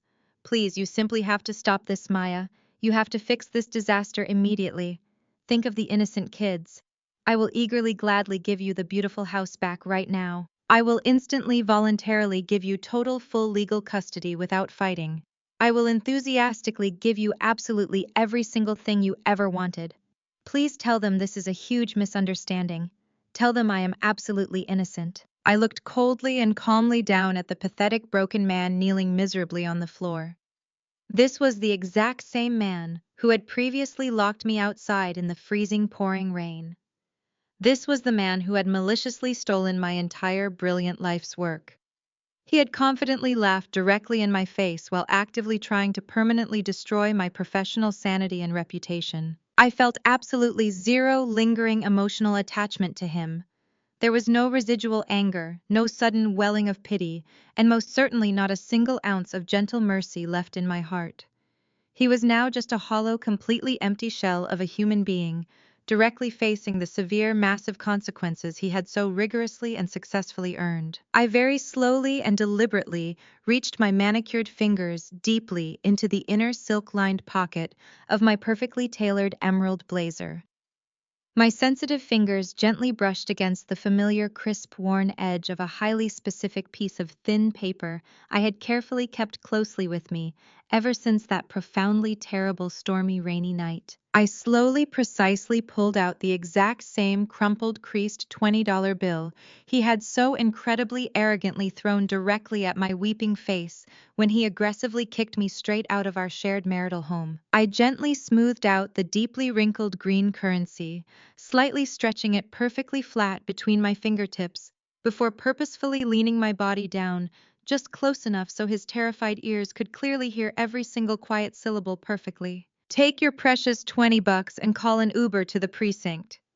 "Darnell," I stated, my smooth voice resonating beautifully with absolute permanent finality. I released my fingers, dropping it directly into his breast pocket. "Failures do not get bail money," he sobbed loudly, crying out miserably. Darnell let out a horribly ragged, deeply desperate, agonizing loud sob, but the highly trained, serious FBI agents had already rapidly moved directly in.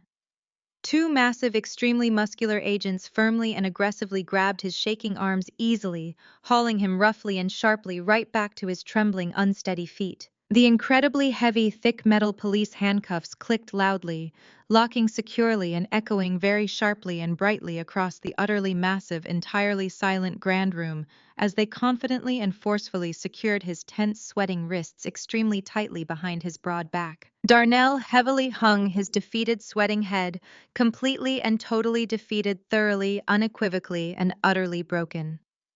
Another tall, swift, serious federal agent incredibly briskly approached a highly panicked Chloe, who was currently standing completely solidly paralyzed nearby. She instinctively backed hurriedly away, her wide, bright eyes incredibly huge with pure, sheer, unadulterated panic as the tall, stern agent very firmly grabbed her thin, shaking wrist. "You absolutely positively cannot touch me, you monster!" Chloe screamed incredibly violently, furiously thrashing heavily against the unmoving stoic federal agent. "Do you even possibly know exactly who my powerful, wealthy father actually is in this town? I am a completely innocent, pure victim right here. He ruthlessly manipulated and lied to me too."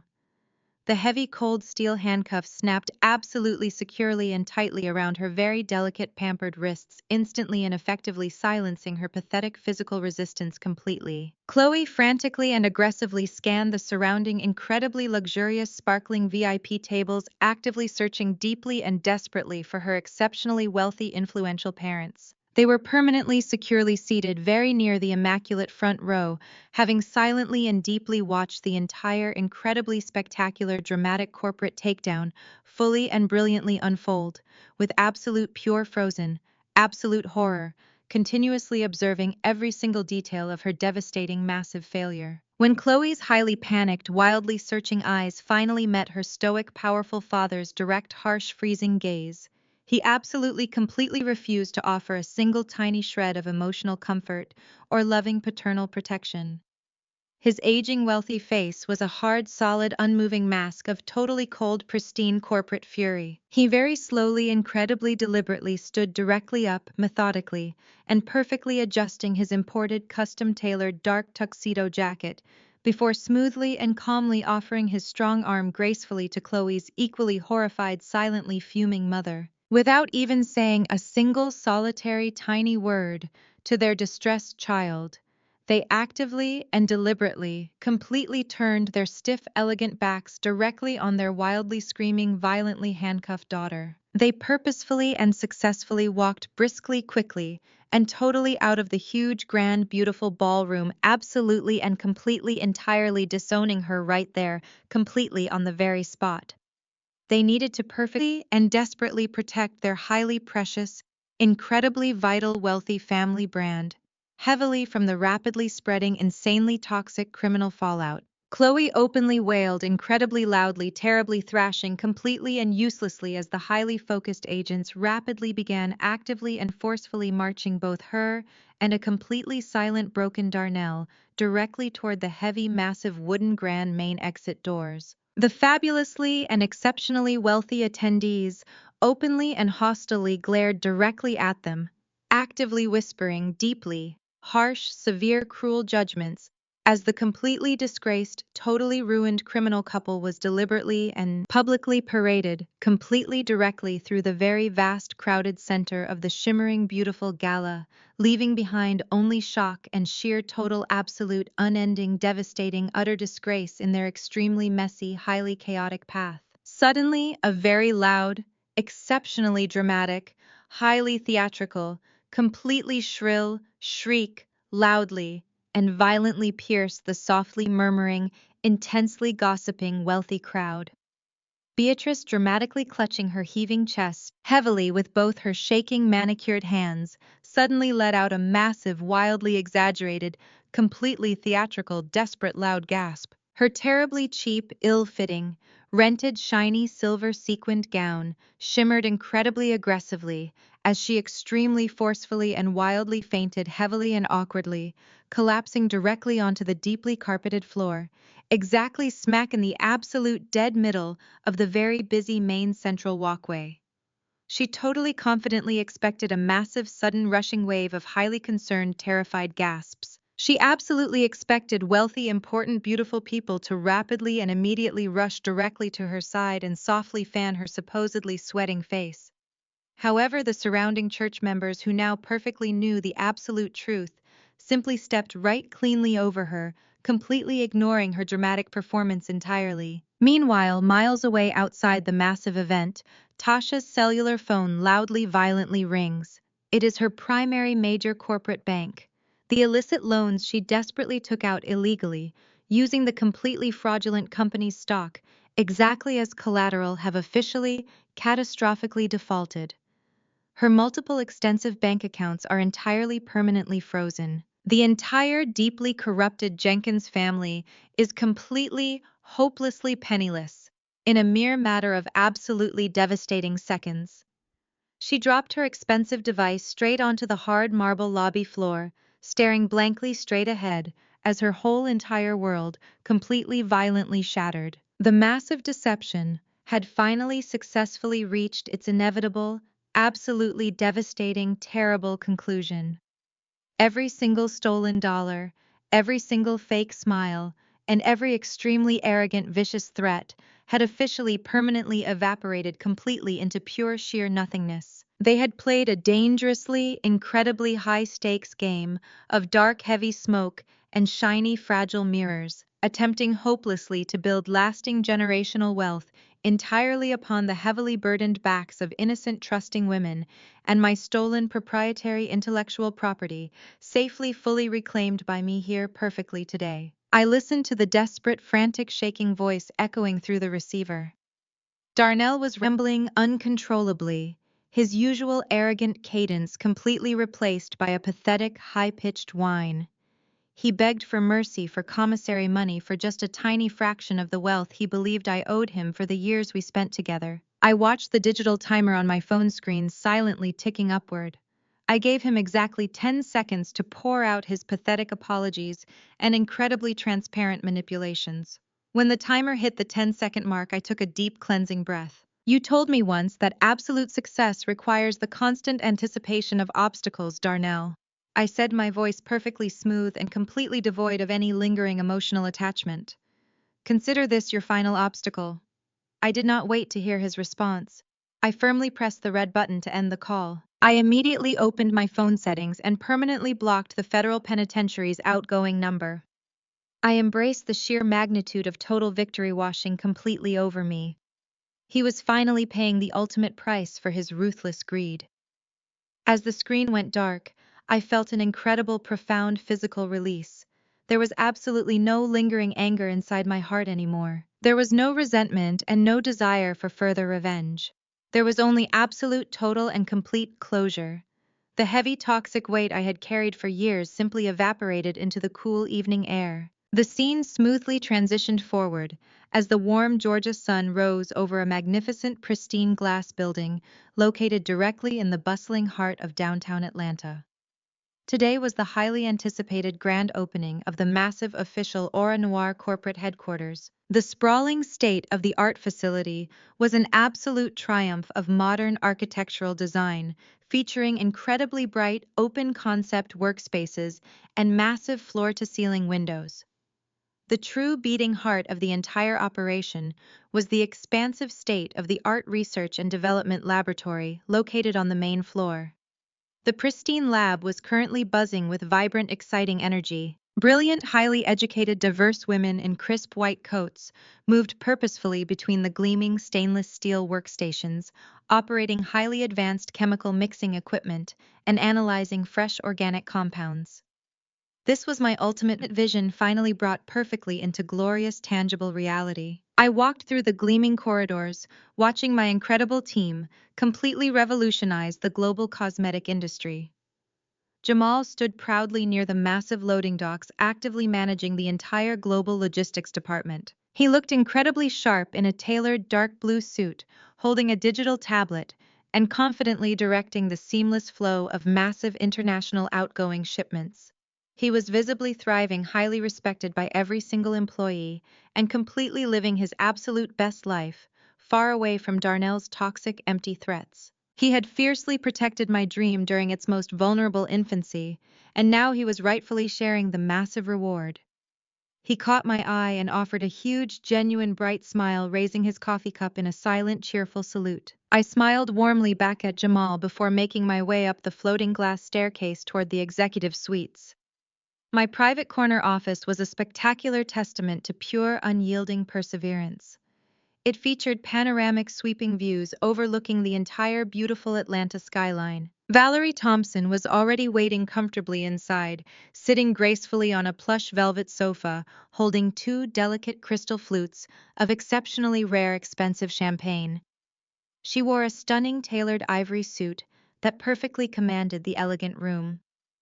The office walls were absolutely not decorated with generic meaningless corporate artwork. Instead, hanging prominently directly behind my massive polished mahogany desk was the beautifully framed original United States Patent Office document.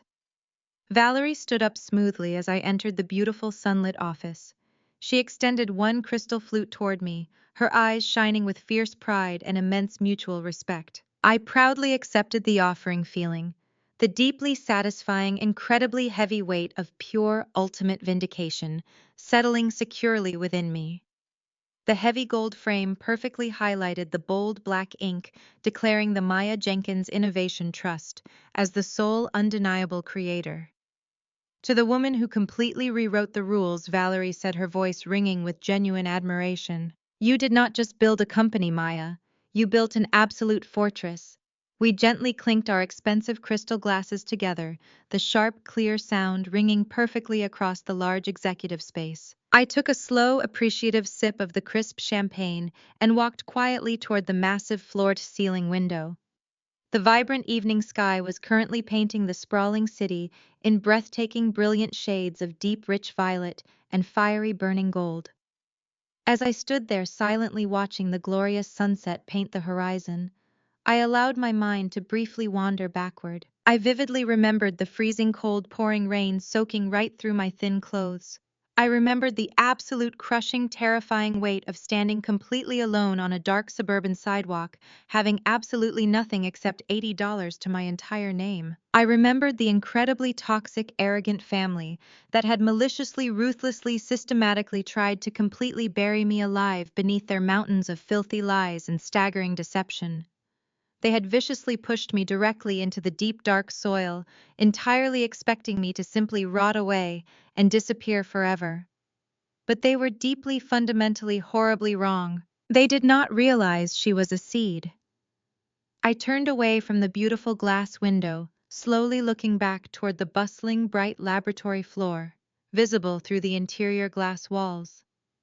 A profound, genuine, incredibly peaceful smile spread slowly, completely across my face. The terrified, broken woman who was aggressively, viciously thrown out into the freezing storm with absolutely nothing was entirely gone. I had finally permanently broken their heavy, suffocating chains, forging an incredibly spectacular, breathtaking new destiny entirely on my own. I am now the completely undeniable, powerful, undisputed queen of my own magnificent empire, ruling a brilliant, beautiful, spectacular life where absolutely no one will ever dictate my worth again.